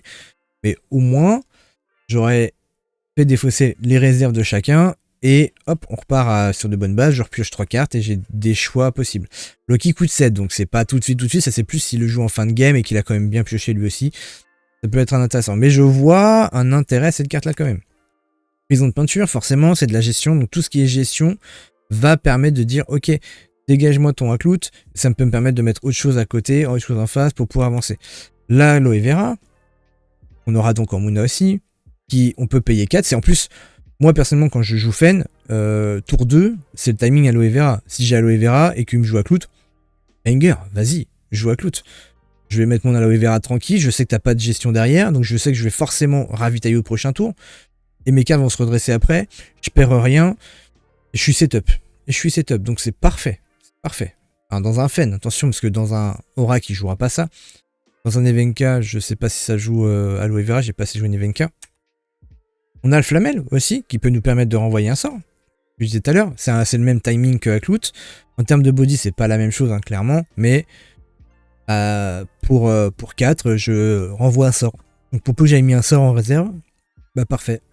Je le reprends, je perds rien, ma carte va en réserve et c'est fini. Voilà un peu les cartes que j'avais vues chez Lyra.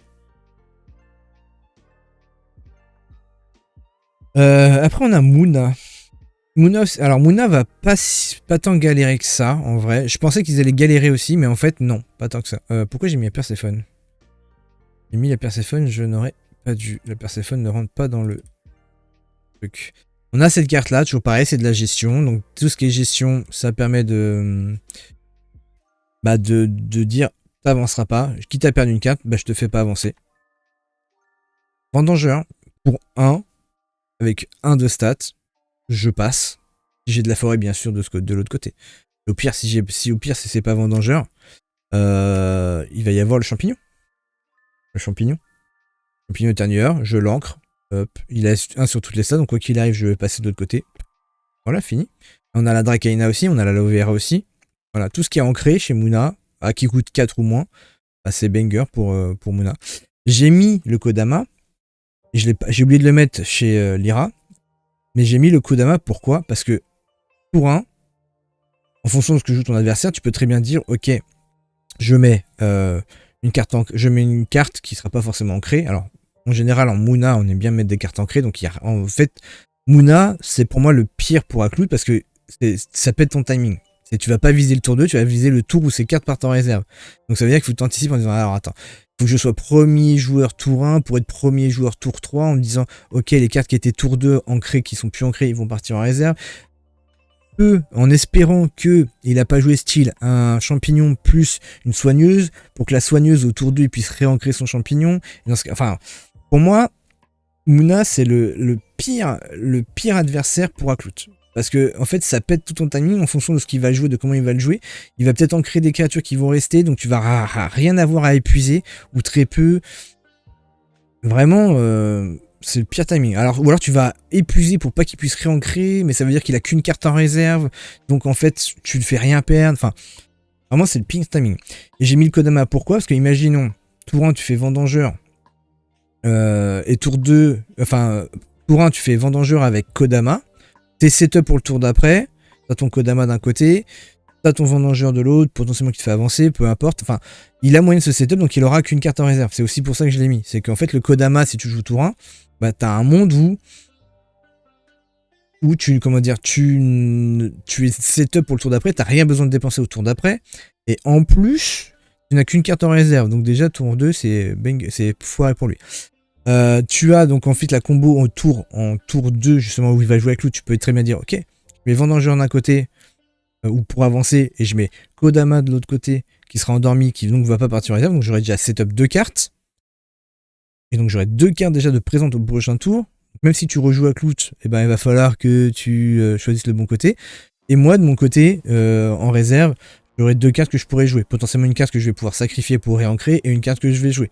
Donc, le Kodama je considère que c'est un bon contre aussi à Clout parce que ça te permet de te setup pour le tour d'après en te mettant en face d'Aklout ou en te mettant dans l'autre expression, peu importe. Tu peux te setup. Donc, ça reste une bonne carte. J'ai mis la Parvati parce que la Parvati peut s'auto-ancrer. Donc le fait de s'auto-ancrer, bah tu restes setup au prochain tour, tu perds pas ta carte. Donc je l'ai mis aussi, en fait tout ce qui s'ancre, voilà. J'ai mis la moisson de mana parce que c'est de la gestion. Alors, une gestion que j'aime pas trop parce que tu vas donner un avantage surtout en début de partie. Donc T2 c'est peut-être pas le bon moment pour la jouer. Mais s'il arrive en late game, tu peux très bien dire ok je fais moisson de mana, certes ça part en mana. Mais il a peut-être moins besoin du mana maintenant. Surtout Bravos qui s'est un peu épuisé en fin de partie, bah il a peut-être pas forcément besoin de mana pour la suite quoi. Donc en fin de partie c'est une bonne gestion, en début de partie c'est la pire gestion pour moi. Voilà les cartes que Muna qui pour moi permettent de contrer. Muna ça va être très difficile pour Aklout, pour Bravos du coup de bien calculer son timing de jeu. Il va falloir vraiment anticiper le fait de... Ils sont ancrés, ils vont perdre leur ancré. Attention, il a une carte en réserve qui peut redonner ancré. Donc ça va être vraiment relou pour Aklout. Ordis, bah du coup il y a le geyser, encore une fois. Alors je sais que c'est pas une carte qui va forcément être jouée beaucoup. Encore une fois, je n'ai pas regardé si la carte va être jouée ou pas jouée. Pour moi, geyser va être jouable en Gulrang. Parce que du boost de mana en Gulrang, c'est top. Tu le mec qui te fout Aklout en tour 2, tu dis ok, je te mets ça, je rampe. Tu n'avances pas, je n'avance pas. Par contre, moi, j'avance sur mon play late game où tu vois, tu n'auras plus l'avantage. Donc, c'est pour moi même plus intéressant en Gulrang de pouvoir gérer le tour 2 à Clout. Justement, tu t'approches de ton moment d'apothéose en Gulrang. J'ai mis celle-là parce que ça permet c'est une des rares cartes qui permet de garder le tempo, enfin de garder des cartes au jeu. Pardon. Par contre, encore une fois, c'est une carte qui va partir, qui va te permettre de potentiellement garder une de tes cartes si tu l'ancres ou d'endormir l'autre en face. Mais ça te fait jouer 2 cartes, donc c'est pas la meilleure, mais c'est une carte qui a le mérite d'exister. De toute façon, le plus gros avantage d'Ordi, ça va être sa pioche. Le légat. Pour moi, le légat, c'est ok, je perds une carte, mais je me mets en face de toi, et tu perdras ta carte aussi. Donc en fait, je te sabote. Et je t'empêcherai de rejouer ton Aklout, je te fais perdre une carte aussi dans tous les cas. Par contre, je perds une carte.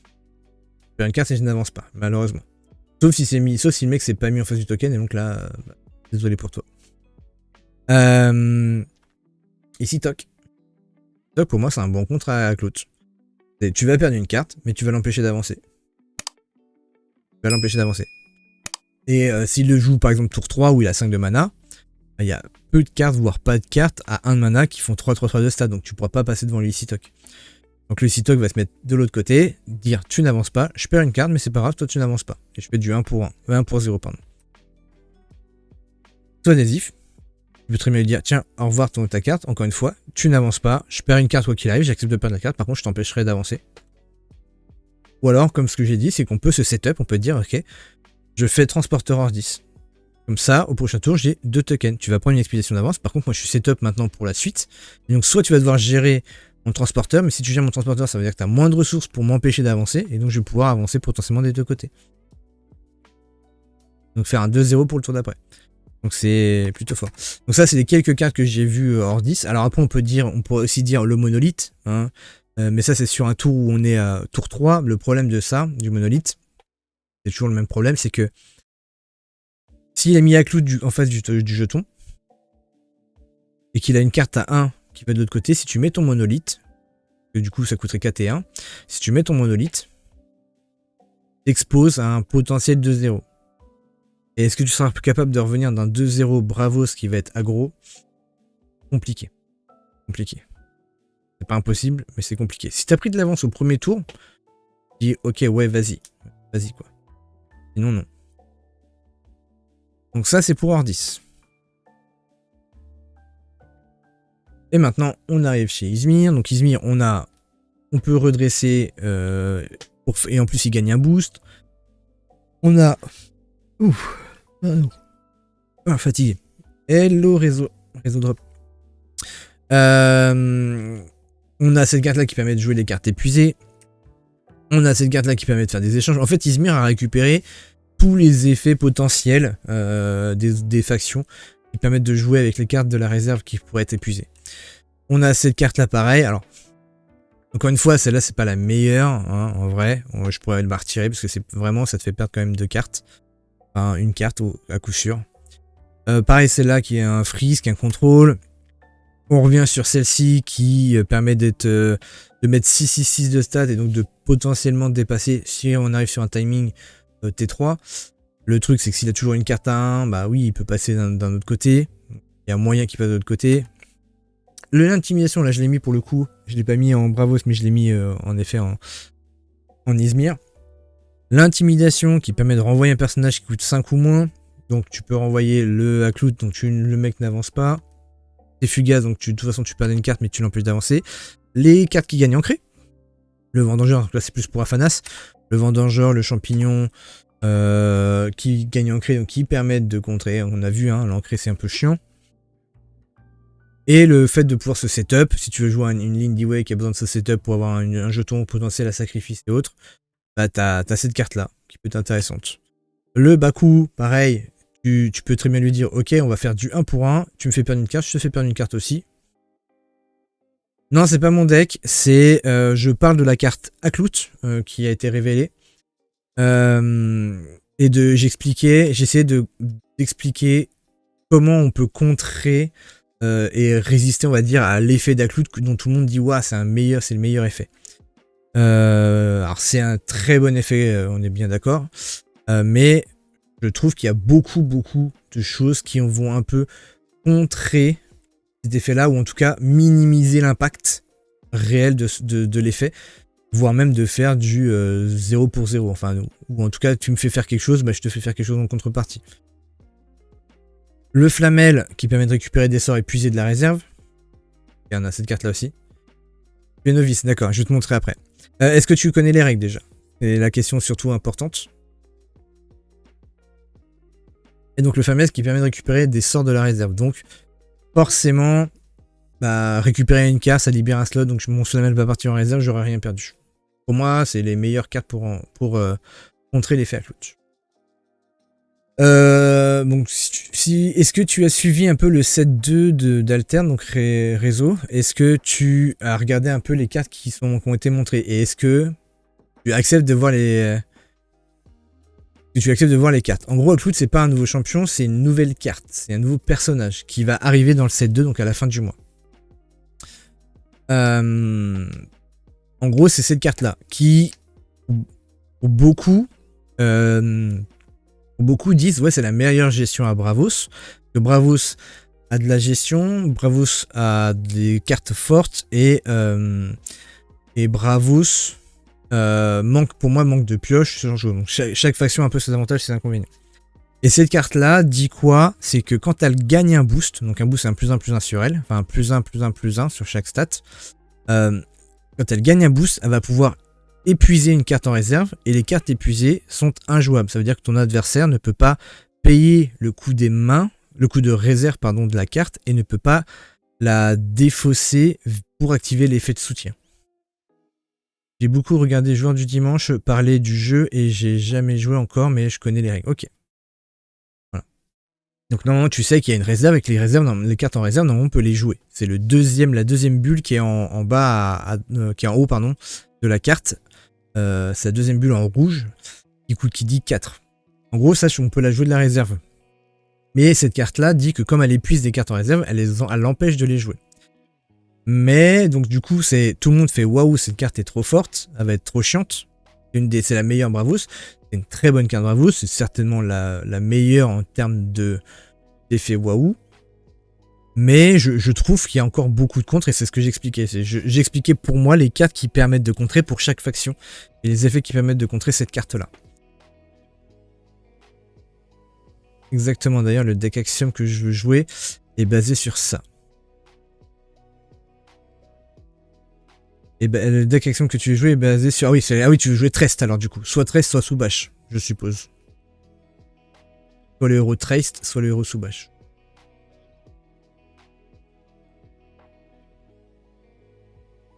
Et voilà, du coup, je faisais le tour de Aklout. C'est exact, ok. Donc je faisais le héros de Aklout, parce que Aklout, elle va être une carte chiante. En fait, on ne voit pas encore l'impact que va avoir le fait d'épuiser des cartes de la réserve. On sait que ça empêche de les jouer, mais on va pas voir à quel point ça va être si fort que ça. Et c'est pour ça que moi, j'ai réfléchi un petit peu, je me dis, mais en fait, ça, je trouve que ça contre déjà beaucoup cet effet-là. Là où c'est fort pour Aklout, c'est qu'en fait, avec le héros Bazira, il est capable d'épuiser en une fois 2 cartes de la réserve. Donc de t'empêcher de jouer tes cartes de la réserve que tu avais au tour précédent. Et je trouve qu'il y a beaucoup de contraintes à ça. Donc Bazira, si tu sais pas ce que c'est, comme héros, un héros Bravos, il dit, quand un personnage gagne un boost, tu peux incliner Bazira pour donner un boost à un personnage. Ça peut être le même comme ça peut être un autre. Le fait que Aklout ait un effet flèche pour gagner un boost, ça veut dire que tu vas jouer Aklout au tour 2, donc à 4 de mana, tu vas jouer Aklout. Il va gagner un boost grâce à son effet flèche. Comme il gagne un boost, tu peux activer Bazira pour lui redonner un boost. Et donc le fait qu'il gagne un deuxième boost, tu actives 2 fois le pouvoir qu'il a qui dit quand je gagne un boost, j'épuise une carte de la réserve. Donc c'est très fort sur le papier. Mais comme je l'ai expliqué là, je suis arrivé à la fin, t'es arrivé malheureusement à la fin. Je t'inviterai à regarder le replay de Twitch ou de YouTube quand je la mettrai sur YouTube. Mais je trouve que cet effet-là est quand même assez facilement contrable. 5-5-6 pour tour 2, c'est fort. Ça, je dis pas le contraire. Mais moi, je parle surtout de contrer l'effet. Parce qu'en plus, tour 2, t'as 4 de mana quand tu arrives tour 2. Ça veut dire que tu as joué que cette carte-là. Rien n'empêche ton adversaire de jouer une carte sur l'expédition opposée pour qu'il puisse quand même passer.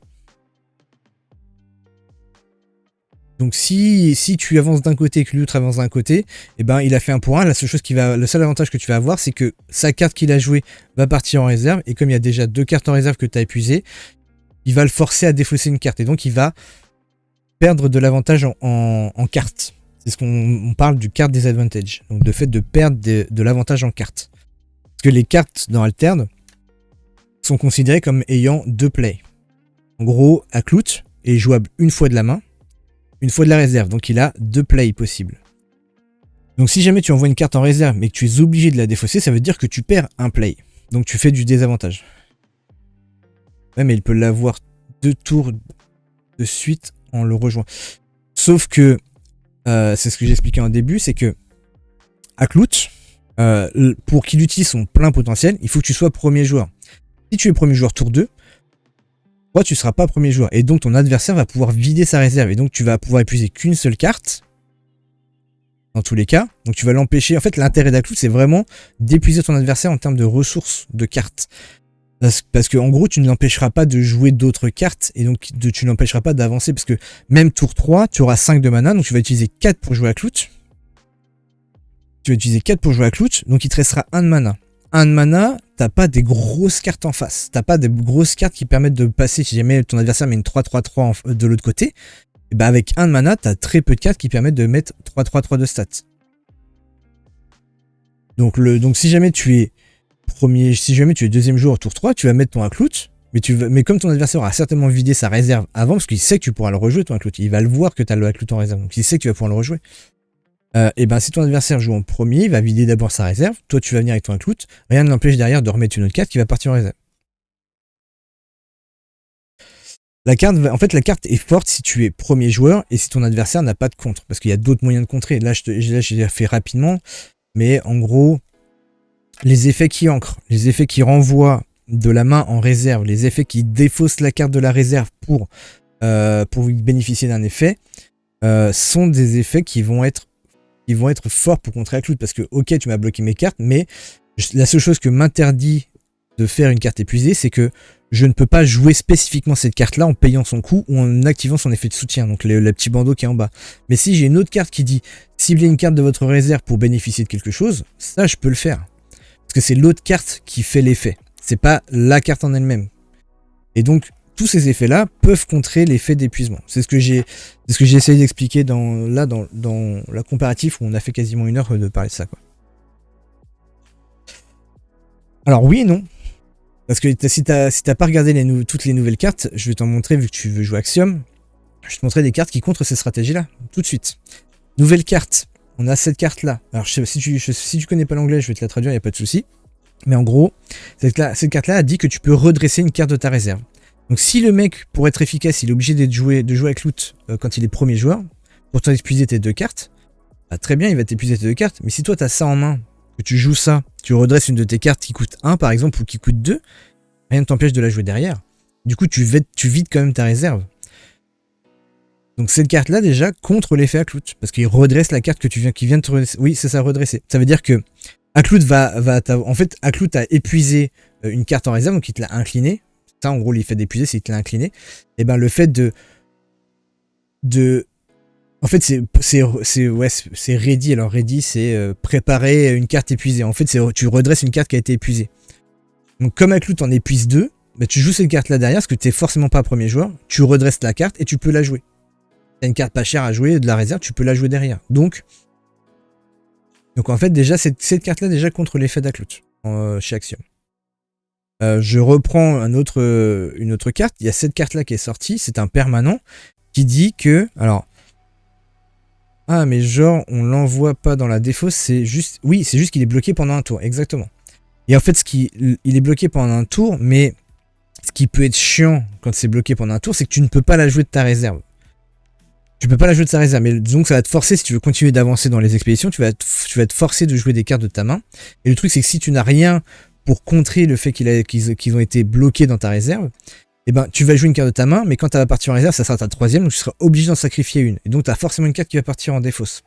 C'est pour ça qu'Aklout est chiant, c'est qu'en gros il va bloquer ta réserve, et si t'as rien pour redresser des cartes ou jouer des cartes depuis ta réserve quand même, il va te faire sacrifier une carte. Donc c'est pour ça qu'on parle quand même en fait, l'effet d'épuiser une carte en réserve, il y en a beaucoup qui appellent ça comme un mini sabotage. Parce que si jamais le mec ne peut pas gérer sa réserve, et ben il va forcément perdre des cartes en fonction de ce qu'il va jouer.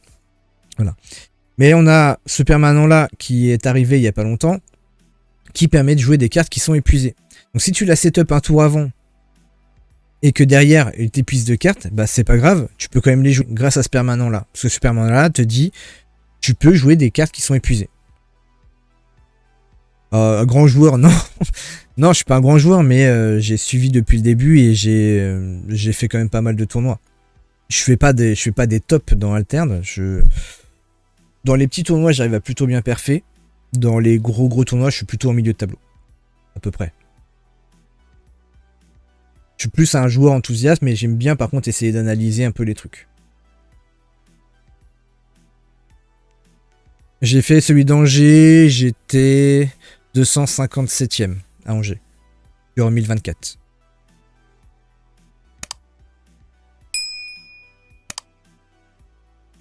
Salut, je viens d'arriver, je ne comprends pas comment marche la carte rare Gerich, Bretteur honoré. Elle est éternelle. Alors, Tentu.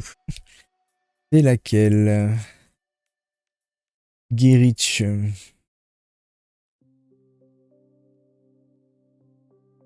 C'est. Tu me parles de la. C'est laquelle? C'est Bravos? Tentu? Alors. Bravos. Ouais, je pense savoir c'est laquelle. Allez, oui, pour moi, alors, elle n'est pas éternelle parce qu'elle quitte quand même le terrain. Mais attends, je vérifie juste que c'est bien celle-là qu'on parle. Ouais, c'est ça. La rare, je vais te la chercher, je vais l'afficher, comme ça tout le monde va savoir de quoi on parle. Tac, tac, tac, tac. On est où? On est là. Ok, elle est ici. Toi, tu parles de cette carte-là. Ok. En fait, cette carte-là a dit quoi? A dit que quand il est censé gagner Fleeting, en fait, à la place de prendre Fleeting, il prend un boost. Ça veut dire qu'il ne prend pas le jeton Fleeting. Donc en gros, il n'est pas éternel parce qu'il ne reste pas sur le terrain, il va quand même retourner en réserve, mais quoi qu'il arrive, il ne prendra jamais de jeton Fleeting. Donc même si tu lui mets un jeton, en fait, si tu le cibles avec un entraînement Capella, en fait, c'est comme si tu lui donnais un boost et qu'il ne prend pas de jeton. Comment peut-elle quitter le terrain? Du coup, il faut forcément lui mettre Anubis ou Portail. Ouais, Anubis, Portail, tout ça, tout ce qui force à sacrifier, ça la contrôle. Parce que là, c'est pas il prend Fleeting, c'est il doit la sacrifier, il doit la faire disparaître. Tout ce qui défausse en fait. Donc même le cocon d'étoffe ne peut pas contrôler cette carte-là. Pour moi, celle-là, je la trouve bien mieux que Aklout. Parce que à l'heure actuelle, tu as très peu de gestion qui gère ça. Alors, elle est pas chiante pour ton adversaire, mais en fait, comme elle revient en boucle et que quand elle vient de ta réserve, pour 4, c'est une 4-4-4, dans un Basira, c'est une 5-5-5, moi, je trouve ça presque plus fort qu'Aklout, je suis désolé. Hein. Tu peux tourner autour de cette carte-là, tu peux jouer avec des cartes qui vont donner Fleeting. Si ton adversaire joue un contrôle de masse qui donne Fleeting, bah, il te donne un boost sur celle-là. Celle-là, je trouve ça presque plus fort qu'Aklout. Parce que Aklout est gérable. Elle fait ça sans arrêt? Oui, elle fait ça sans arrêt. Parce qu'en fait, le pouvoir dit que quand elle est censée gagner Fleeting, elle ne peut pas gagner. En fait, elle ne gagne pas de jeton Fleeting, elle gagne un boost à la place. Donc, tant que le jeton Fleeting, en français, c'est fugace. Parce que si tu connais pas les termes anglais, c'est fugace. Donc, en fait, c'est comme si elle avait gratuitement une main tendue qui lui retire fugace. En fait, elle a quelque chose gratuitement qui lui retire fugace et lui donne un boost à la place. À chaque fois qu'elle est censée prendre un boost, un fugace, elle le perd et elle gagne un boost en fait. C'est ça le principe. Mais moi, cette carte-là, elle m'a fait plus waouh que Aklout. Broken, je sais pas, il faudra voir sur le long terme, mais moi je préfère ça. Alors pour moi, pourquoi les fans dans Bravos? C'est que dans Bravos, comme on pioche pas beaucoup, on aime bien économiser les cartes. Le fait qu'elle ne puisse pas quitter le terrain, à part par une grosse gestion qui va lui faire défausser la carte, bah c'est une carte qui va revenir en boucle, donc on n'est pas obligé de jouer nos cartes de la main, donc on économise des cartes de notre main. Et donc cette carte-là me paraît très forte pour ça, parce que du coup, Bravos pioche peu, mais grâce à ces cartes-là, on économise des ressources. Mais moi, celle-là me fait plus de l'œil que Aklout. Oui, alors là, moins parce que le saison 1 m'a un peu... pas dire saoulé, mais j'ai pas fait le tour non plus, parce que j'ai pas joué tous les decks, tous les machins, mais la saison 1, pour moi, c'est terminé depuis un petit moment. J'ai fait un break de la saison 1, et j'attends la saison 2 pour vraiment jouer, commencer à faire des decks en live. Donc oui, je fais d'habitude des... En général, j'essaie de faire des decks en live, et après on essaie de les tester en live. Là, on va peut-être faire je sais pas si j'aurai le temps, mais on va peut-être essayer de faire un deck rapidement d'un héros pour le saison 2, mais on ne pourra pas la tester parce qu'on n'a pas encore les cartes de la saison 2. Mais oui, ça m'arrive de jouer en live. Ouais. Sur BGA, ouais. À l'heure actuelle, je joue que sur BGA. On n'est pas à l'abri que je fasse un tournoi en ligne via les channels des Exalted ou autres, qui soient sur Exalted ou autre chose. Mais moi, je joue sur BGA de base pour jouer avec ma collection et mes uniques. Donc ouais, moi je trouve que cette carte-là est plus forte. Et en effet, cette carte-là à gérer, une carte comme ça, fait une boucle infinie avec la commune. Une carte comme ça, alors... lorsqu'un personnage que vous contrôlez gagne au moins un boost, vous pouvez faire gagner Fugace. Oui. Même avec la rare en fait. Même avec la rare. Alors je vais la montrer. Je sais pas si je peux le récupérer. Tac tac tac. Est-ce que je peux récupérer l'image? Je peux pas récupérer l'image. Je peux pas récupérer l'image. Est-ce que tu peux m'envoyer l'image? Je sais pas si je peux récupérer l'image. Je sais pas pourquoi je peux pas. Et... Ah si, je peux récupérer l'image. Ok. On va enregistrer l'image. Je vais vous la montrer à tous. On va la mettre là. On va fermer ça. Donc, l'image que nous a envoyée Tentu. Celle-là. Cette carte-là dit... oui, même avec Gerich... En fait, elle va fonctionner même avec Gerich rare. Cette carte-là dit... lorsqu'un personnage que vous contrôlez gagne au moins un boost, jusqu'à un personnage ciblé gagne Fugace. Donc, imaginons vous jouez... Vous avez cette carte-là en jeu. Vous jouez Gerich depuis la réserve. Gerich depuis la réserve va dire je gagne Fugace. Mais comme je peux pas gagner Fugace, je gagne un boost. Il gagne un boost. Le fait de gagner un boost, lui, il voit que Gerich gagne un boost. Donc il va pouvoir donner Fugace à une cible personnage. Donc il va pouvoir redonner Fugace à Gerich. Gerich ne peut pas prendre de Fugace, donc il va reprendre un boost. Donc lui va voir que Gerich reprend un boost. Du coup, il va pouvoir lui redonner Fugace. Et ainsi de suite. Et donc ça fait une boucle infinie.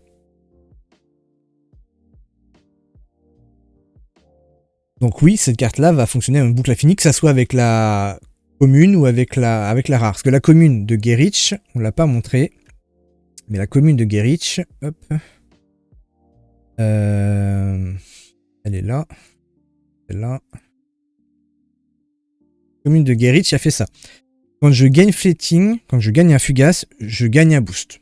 Alors là, la différence par rapport à la rare, c'est qu'elle ne perd pas Fleeting, donc elle ne reviendra pas en boucle. Dès qu'elle a Fugace, elle partira à la fin du tour. Mais par contre, il dit qu'il peut gagner plusieurs fois Fugace. Donc ça marche avec la commune et ça marche avec la rare. L'avantage de la rare, c'est qu'elle va rester en jeu, elle va rester dans la réserve, elle va revenir dans la réserve et elle va pouvoir revenir au prochain tour. Mais il n'y a pas de souci. Bonne soirée à toi. N'hésite pas à follow. On me propose une carte avec cet effet. Pas celle-là, une 3-3, mais je pense que 3-3 c'est trop cher. Il existe des cartes avec l'effet qui combo pour moins cher. Ouais. Ouais, 3-3 ça risque d'être un peu cher, à part si tu rampes un petit peu ou que tu arrives un peu en late game. Après, je t'avoue que pour le tie break, tu arrives à mettre en place cette combo là, tu gagnes le tie break. Hein.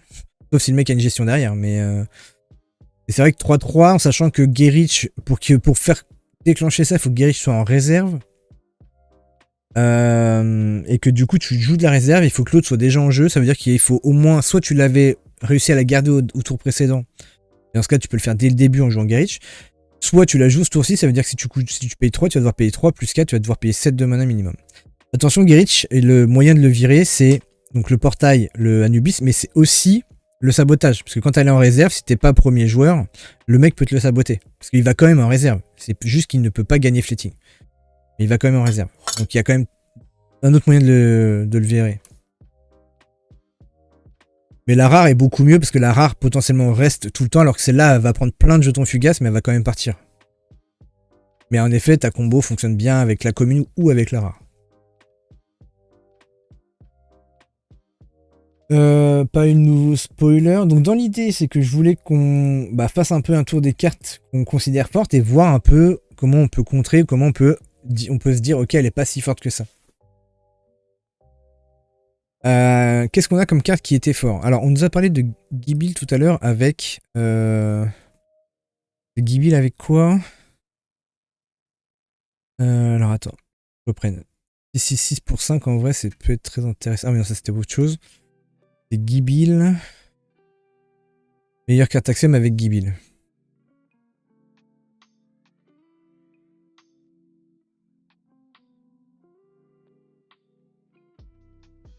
En fait, j'arrive pas à comprendre pourquoi elle est si forte que ça avec Gibil.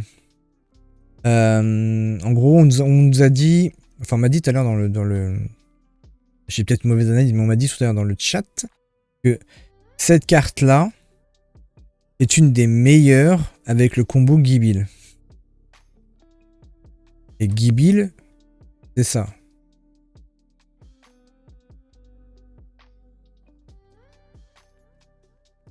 Ou la rare, c'est ça. Donc pour les permanents, ok, c'est pas cher, mais je vois pas en quoi c'est le meilleur, c'est un des meilleurs combos. Enfin, c'est un combo très fort avec Gibil. Ou alors je passe à côté de quelque chose. Je dois passer à côté de quelque chose, je pense.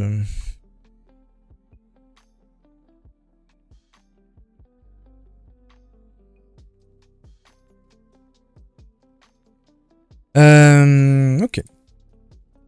Alors, qu'est-ce qu'on a comme cartes qui sont fortes? Ou alors je pars sur un deck build, il reste une demi-heure. On va refaire les cartes rapidement. Donc celle-là, c'est pas... C'est bien, mais c'est pas une banger. Celle-là, je la trouve pas folle. Celle-là, c'est pour contrôler les adversaires. Les cartes de l'adversaire, c'est pas fou. Celle-là, c'est fort, mais sans plus. C'est 7-7-7 sur deux body. Celle-là, c'est potentiellement 9-9-9 sur 2 body si t'arrives à avoir 2 permanents. Celle-là permet de jouer les cartes qui sont épuisées, donc ça, c'est fort. Les Ice Boon, je trouve pas ça fou. Ça a un intérêt, mais je trouve pas ça fou. Celui-là, il est pas exceptionnel. Celui-là, il est pas exceptionnel. Gibi, ce qui est fort, c'est sa capacité de soutien sur une commune. C'est pas mal. Ok, oui, la commune avec le capacité de support. Mais en gros, c'est tu vas la jouer, puis après faire sa capacité de support pour déclencher l'effet flèche d'un permanent. Et le truc, c'est que les permanents, alors ça ravitaille, donc c'est très bien pour un... Ouais, en vrai, c'est bien, mais c'est pas non plus exceptionnel en vrai. En fait, on m'avait parlé de la combo justement du nouveau permanent qui permet de jouer les cartes épuisées et Gibil. Et apparemment, c'est les 2 meilleurs. Alors, c'est peut-être les 2 meilleurs axiomes, c'est vrai. Mais je trouve que Gibil, c'est cher pour... dans une stratégie 13, c'est trop cher. Donc l'effet flèche, tu t'en fous. À moins que tu le mettes en réserve pour redéclencher l'effet flèche, mais du coup, tu mets en réserve une carte pour refaire un ravitaillement. Ouais, ok, super. C'est pas non plus exceptionnel. Pourquoi mettre une carte aussi chère, sachant que t'en as déjà? Dans un Souba, je suis pas sûr que ça soit suffisamment fort.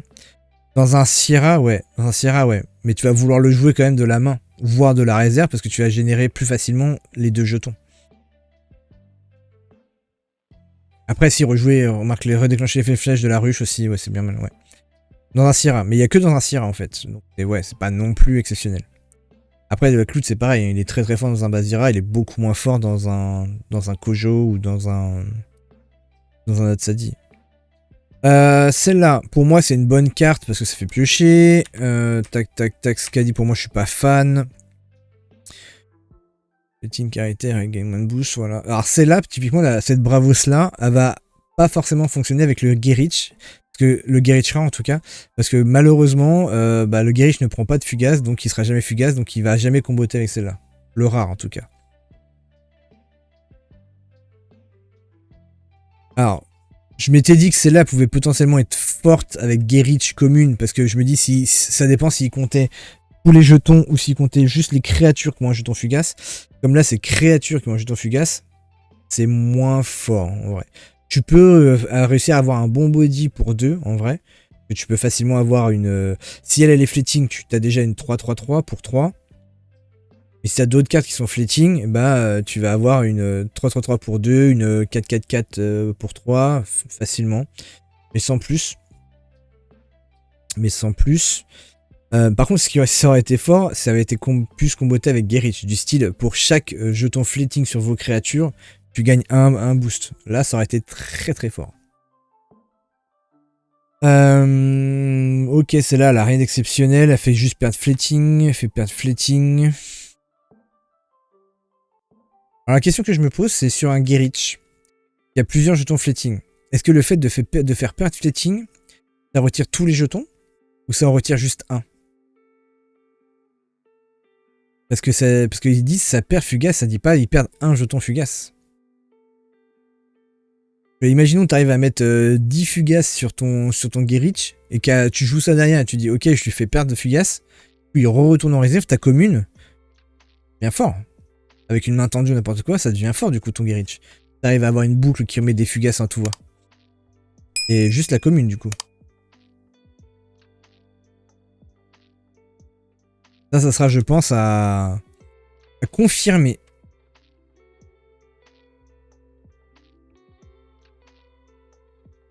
Et en plus, là, ça donne 2 boosts. Donc, ça va même encore plus renforcer le Gerich derrière en disant ok, je t'ai mis 90 marqueurs, je t'en remets 2 de plus. Le Gerich, pour moi, c'est une carte qui est sous-estimée, sous-cotée à l'heure actuelle, qui pour moi sera très forte, beaucoup plus que Aklout. Enfin, moi, je la considère beaucoup plus intéressante que Aklout. Aklout, c'est fort, je nie pas le fait que Aklout a son avantage et peut potentiellement être très fort, mais il faut que toutes les planètes soient alignées, que toutes les conditions soient remplies, et c'est tout en fait. Il faut qu'il y ait toutes les conditions, il faut forcément jouer la rare, donc tu es obligé de prendre un slot de rare, et il faut vraiment que toutes les conditions soient remplies. Si les conditions sont pas remplies, bah je la trouve pas exceptionnelle, à part mettre du body intéressant, rien d'exceptionnel. Vraiment rien d'exceptionnel. Enfin, si ça s'aligne pas, machin, et si en plus il n'y a pas trop de gestion en face, parce que comme on l'a expliqué juste avant, il y a beaucoup de gestion.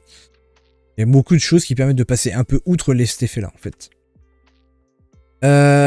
Ça, c'est pas si fort que ça. En gros, c'est bien, ça te permet de jouer 2 créatures, potentiellement. Surtout si tu arrives en fin de partie, ça peut être intéressant. Mais c'est tu joues tout de suite. Donc en fait, tu dis à ton adversaire, voilà, j'ai joué ça, qu'est-ce que tu fais maintenant? Et moi, j'ai quasiment plus de mana, voilà, amuse-toi. Mais c'est tout. Celle qui donne, ouais, ancré, pour Amuna, ça pourrait être intéressant, ça peut donner ancré facilement. Potentiellement une grosse carte en plus. Il gagne 2 boosts, ouais, ok. Le geyser, c'est de la gestion, je la considère pas comme une carte à gérer forcément. Ça va être bien pour un Atsadi en vrai.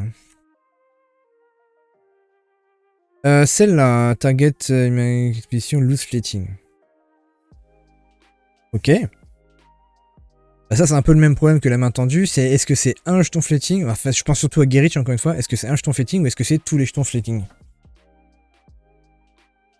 Bonne question.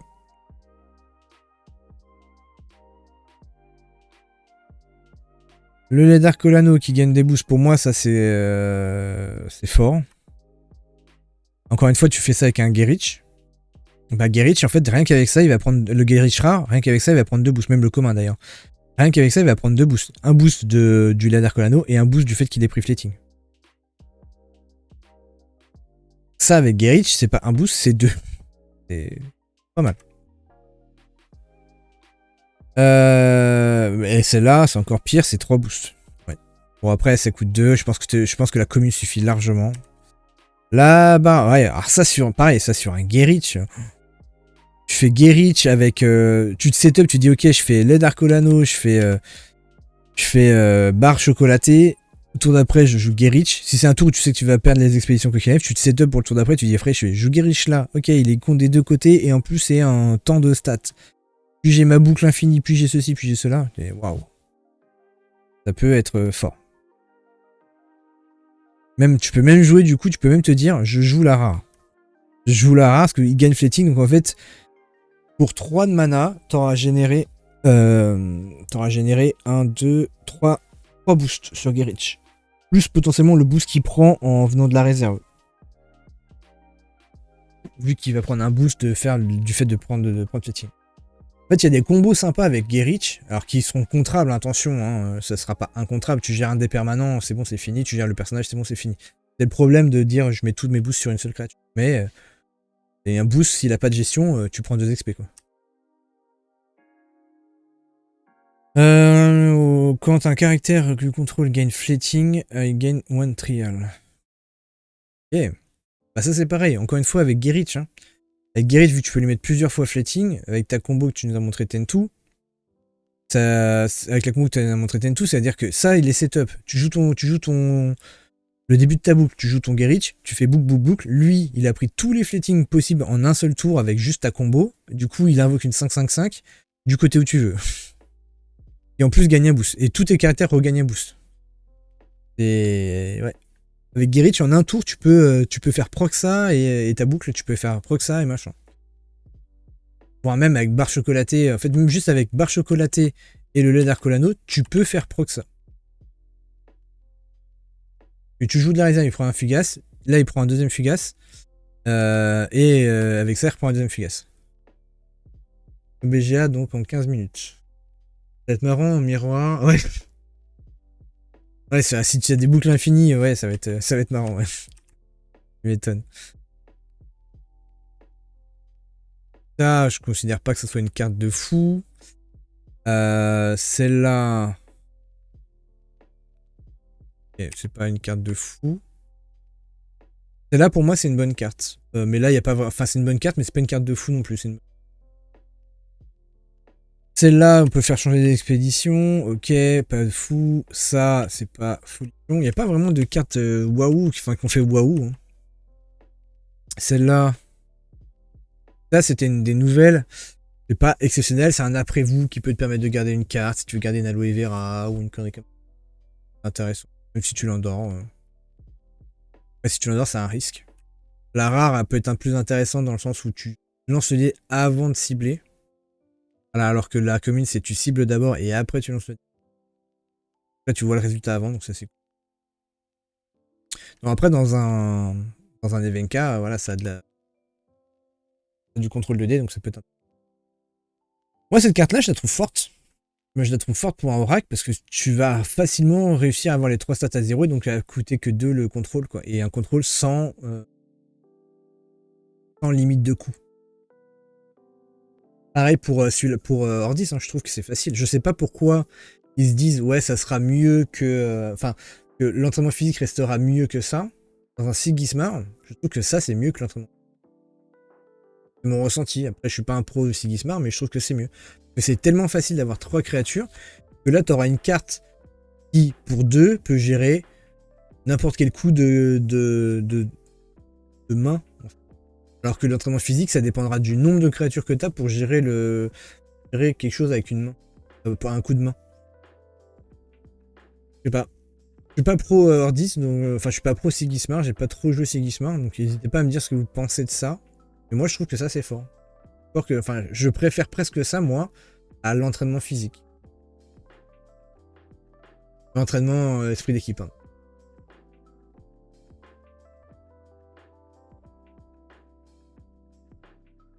Moi, ça, c'est la carte Wahoo chez Lyra, mais encore une fois, c'est gérable. On a vu qu'on avait des... Pour moi, c'est Wahoo parce que ça comble énormément les trous de Lyra, mais on sait qu'il y a des cartes qui permettent de faire changer les expéditions des permanents. On a une gestion de permanent et c'est fini. Mais il faut de la gestion de permanent. C'est beaucoup plus spécifique à gestion de permanent pour contrer ça. Là où à Clout, il y a plein d'effets qui permettent de contrer l'effet d'Aklout, enfin l'effet d'épuisement. Là où ça, bah, à part gérer ce permanent-là ou les cartes que tu vas mettre sur le permanent, t'as pas trop de gestion possible, quoi. L'endormi aussi, mais... En fait, t'as l'endormi, le fait de gérer un permanent, ou le fait de faire changer d'expédition qui va permettre de gérer ça. Ça, au final... je suis moins convaincu. En fait, j'avais mal lu au début, mais je suis moins convaincu. En gros, cette carte-là a dit, pour reprendre les termes, c'est... En gros, si j'ai une carte qui a 0 en montagne, et que je joue sur un biome de montagne, je vais prendre une stat. Je vais prendre un marqueur. En gros, il faut jouer un biome à 0 sur le biome qui correspond. Donc c'est hyper dangereux parce que tu t'exposes à ce que ton adversaire, s'il est au même endroit que toi, vienne prendre ce biome-là pour lui pouvoir permettre d'avancer. Donc tu dis à ton adversaire, je bloque pas ce biome-là, tu peux venir. Il faut faire ça 3 fois pour invoquer une 5-5-5 pour juste récupérer une carte de notre réserve en main. Et invoquer la 5-5-5, bien sûr. Mais je trouve que c'est hyper dangereux de faire pendant 3 tours, pendant 3 cartes, de dire, ok, regarde, je bloque pas ce biome-là, viens. Sauf avec ça. Du coup, ok, j'ai 0, mais grâce à ça, en fait, j'ai une stat, mais c'était une stat initiale à 0 de base, donc ça marche pour ça. Et ça marche du coup, ça ne marche qu'avec le manteau. Il n'y a pas le manteau, ça ne marchera pas. Ça, bon, c'est quelque chose de vanilla qui fait donner endormi. C'est pas fifou, je trouve pas ça fou. Celui-là, ça épuise, donc un peu de jeu de contrôle chez Moona. Pas mal. Celle-là, ça va être une des bangers, surtout la rare, que ce soit en Lyra ou en Moona, ça va être la banger. Là, l'un des moyens de contrer ça, c'est soit de mettre des plus gros stats, soit de jouer une autre carte qui change le biome. Et tout ça, c'est forcément. Il y a des chances que Bravos ait des cartes qui vont changer le biome montagne, étant donné qu'on a déjà vu qu'il y avait une carte qui sabotait si elle était en montagne. Il y a des fortes chances que Bravos ait des cartes qui disent transforme ce biome-là en montagne. Donc c'est le seul moyen vraiment de contrer ça, ou la gestion, aussi, ou le changement d'expédition aussi. De toute façon, la gestion va contrer tout en général. Hein. Ça, c'est rien d'exceptionnel. Ça, c'est rien d'exceptionnel pour piocher une carte.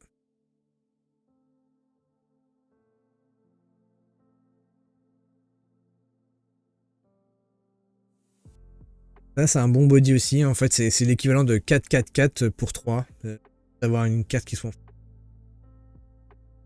Il l'a en bravo. Par contre, cette carte-là, je pense qu'elle peut avoir sa place en vrai. On peut choisir autant de créatures qu'on veut, qui sont en forêt. On leur donne 2 boosts. C'est un chargé plus pour 3. Et pour peu que tu sois que sur des mêmes forêts ou avec une Perséphone qui va mettre que de la forêt partout, et ben tu peux booster toutes tes créatures pour 2, à part elles-mêmes. Pas se booster elles-mêmes. Et je pense que cette carte-là, pour moi, cette carte-là peut être une très grosse carte. Et ça, il n'y a pas vraiment de compte parce qu'une fois que tu as mis les boosts, à part gérer toutes les créatures, donc là pour le coup, ça serait le blizzard potentiellement. Tu peux contrer ça, mais c'est bizarre. Ou alors le Fury de Kraken, mais Fury de Kraken, je pense qu'elle sera pas au plus jouée. Quel blizzard. Celle-là, c'est une bonne carte. Pas exceptionnelle, mais c'est reste une bonne carte pour piocher chez... Ah. En gros, c'est l'équivalent de dire je perds un play pour en gagner 2. Je gagne un play. Ça va en mana, donc c'est de la boost de mana, ok. Je gagne un boost pour chaque expédition en forêt, donc là tu peux gagner 4 boosts maximum. Oui, c'est ça qu'il faut compter. C'est que... Ouais, c'est que ça marche pour les 4 biomes, pour les 4 expéditions. Et les 2 miennes et les 2 de mes adversaires. Ce sont des expéditions distinctes. Je peux maximum gagner 4 boosts. Et lui, c'est 4 boosts et gigantesque. Alors, je sais pas à quel point c'est fort un gigantesque qui pourrait être 5-5-5. C'est fort parce que forcément c'est 5-5-5. Et 5-5-5 pour 5 qui peut potentiellement... Enfin, une carte qui peut être potentiellement 5-5-5 pour 5. Après, ça reste facilement gérable et pour 3 de mana, quoi. Komodo maintenant. Ça se protège pas, sauf si t'as un fuseau. Le fuseau, je pense qu'il va être très important dans cette méta. T'as quand même des cartes hyper importantes à protéger en Moona, là. T'as la Perséphone, t'as celui-là, si jamais tu joues. Tout lui, ça va comboter avec Perséphone.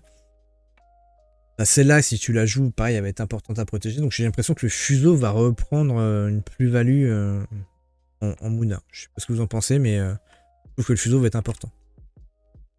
Bon, c'est la coup de 7 pour gagner de faire donner ancré, je suis pas sûr que ce soit le meilleur. Là, un petit contrôle. S'il est en... Alors, oui. On peut envoyer un personnage en réserve. S'il n'était pas en forêt, son contrôleur pioche une carte. Donc en fait, on peut gérer n'importe quoi. La différence, c'est qu'on soit on fait piocher une carte, soit on peut pas piocher s'il était en forêt. Grâce à Perséphone, on peut potentiellement outrepasser ça. Et on peut défausser un permanent. C'est un cocon presque mieux. Je dirais presque qu'il est mieux que le cocon. Oui, la commune elle est là. Et la commune, c'est envoyer un personnage qui est en forêt en réserve. Ouais, en fait, c'est ça. C'est soit on joue la commune en se disant ok, je vais tout mettre en forêt dans tous les cas et donc je vais pouvoir gérer. Soit je joue la rare et s'il est pas en forêt, bah tant pis, je lui donne une carte, mais au moins je lui gère son truc qui est un peu chiant. Celle-là, target caractère in my expedition gain 1 boost. Et ça, c'est un effet flèche. Ça veut dire que c'est une fois. On sait qu'il y a Akloot qui existe dans la version Muna, donc est-ce que Akloot serait pas intéressant avec ça en disant déjà je mets ça, puis après je joue ça. Je sais pas. Après c'est en 2 temps, donc ça veut dire que le mec il a le temps quand même de vider sa réserve. C'est moins fort Akloot en Muna, j'ai l'impression que en Bazir. Par contre c'est ma région et forêt aussi. Et le rare, ça pareil, ça transforme tout en forêt, ok. En vrai, il n'y a pas des... Vraiment, il n'y a pas des cartes de ouf pour le moment. Celle qu'on a vue, c'est Perséphone, Akloot qui a fait beaucoup parler. Le manteau, Lyra. Et pour le moment, c'est tout. En nordiste, je crois pas qu'il y ait des trucs waouh. Pour moi, il n'y a pas de truc waouh en nordiste, en tout cas pas pour le moment.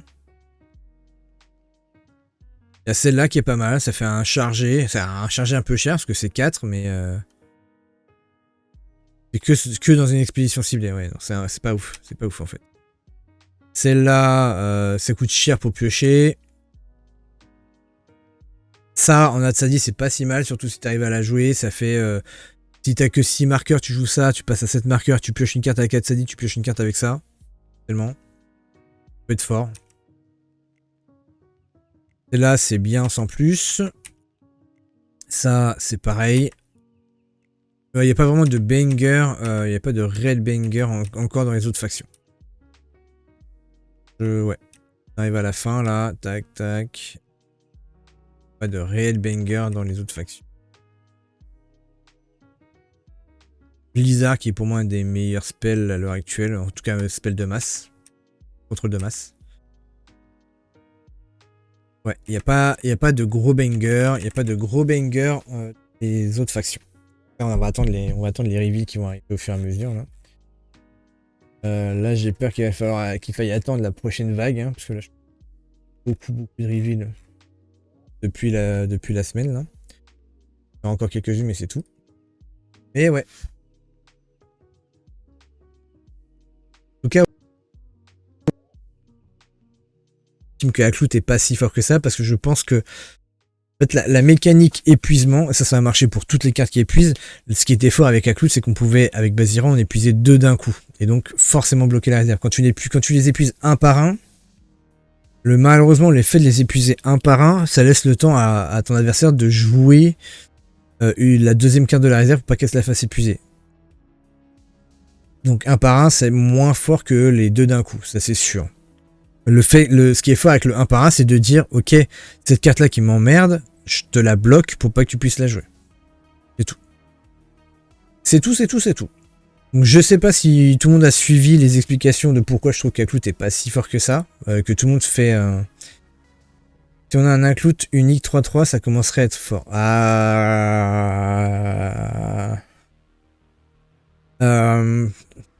Je sais pas. Je sais pas. Oui et non. Oui et non en vrai. Hein.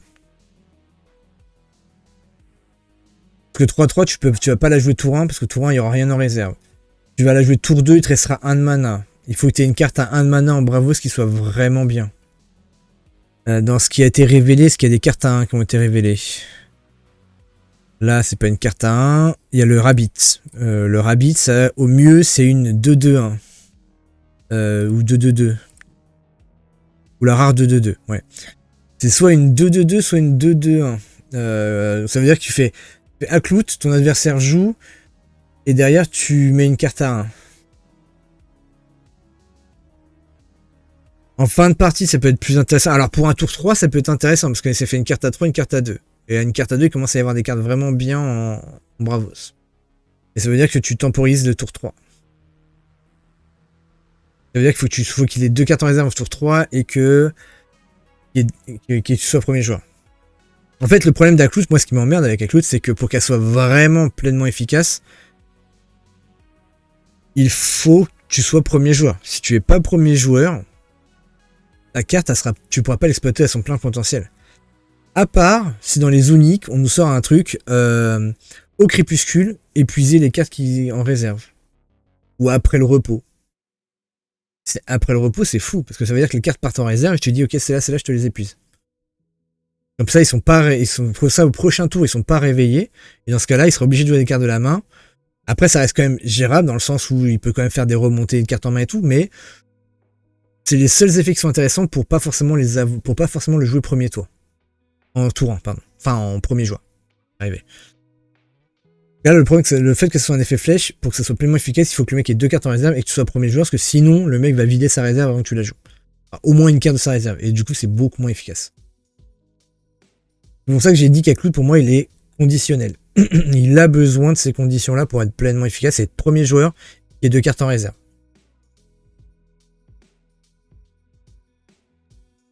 Et en effet, c'est un effet qui dit après le repos, tu épuises. Là où la condition est peut-être moins importante, dans le sens où tu peux très bien te dire je le joue en premier. Et ça va restreindre mon adversaire à devoir jouer peut-être qu'une carte, parce que s'il en joue 2, je vais lui épuiser les 2. Et du coup, ça serait plus quand il prend un boost, mais ça serait en fonction du nombre de boosts qu'il a sur lui. Ça veut dire que tu peux aussi temporiser le deuxième boost que tu vas mettre.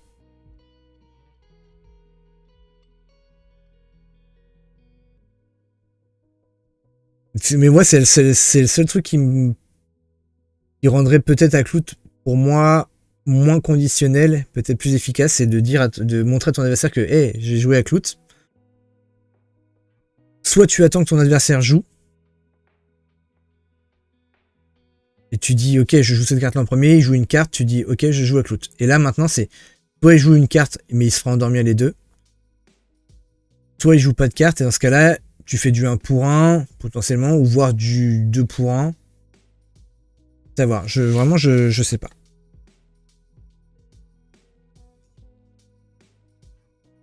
Vraiment, je sais pas, ça dépendra vraiment des uniques qu'il y aura et des effets qu'il y aura avec les uniques avec le pouvoir d'Aklout.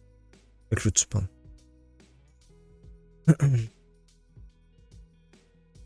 Voilà ce que moi je pense d'Aklout et pourquoi j'estime. Alors, on a fait un stream quasiment de 2 heures sur ça. Et voilà pourquoi j'estime que Aklout a un potentiel, mais je le mettrai pas aussi haut que ce que tout le monde pense en disant ouais, c'est la meilleure contrôle. Oui, c'est un bon contrôle, mais c'est même pas un contrôle, c'est une tempo plus qu'un contrôle. Même à l'heure actuelle avec les cartes de saison 1. Même avec certaines cartes de la saison 1, on peut déjà contrer ce tempo là. Donc j'estime que Aklout est pas si fort que ça. Et je pense qu'il y a elle est surcotée pour le moment. Après, je me trompe peut-être aussi. Hein.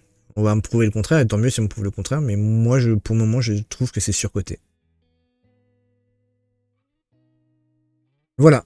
Voilà pour le petit live ce soir. Donc, on a parlé beaucoup d'Aklout, on a fait vite fait les quelques reveals du début. Je rappelle, avant de quitter le live, que j'organise un tournoi BGA le 18 janvier, donc ce samedi-là. S'il n'y a pas assez de monde, je l'annulerai, mais je pense que si je l'annulerai style mercredi en live, on verra si on le garde ou pas. Donc c'est pour ça, n'hésitez pas à vous inscrire, n'hésitez pas à le faire pour ceux qui voudraient participer. L'idée du tournoi, c'est, il y aura round suisse, 32 joueurs, 5 rounds. Sur chaque round, on est obligé de changer de héros, c'est-à-dire qu'on ne pourra pas avoir le même héros à chaque fois. Il faudra m'envoyer le decklist à l'avance, c'est-à-dire qu'il faut qu'il soit envoyé avant minuit le 17, pour que moi potentiellement j'ai le temps de faire des visuels ou pas, ça dépendra vraiment après de mon samedi, mais c'est surtout pour avoir toutes les decklists pour potentiellement faire des screens et jouer avec et pouvoir montrer les uniques et autres.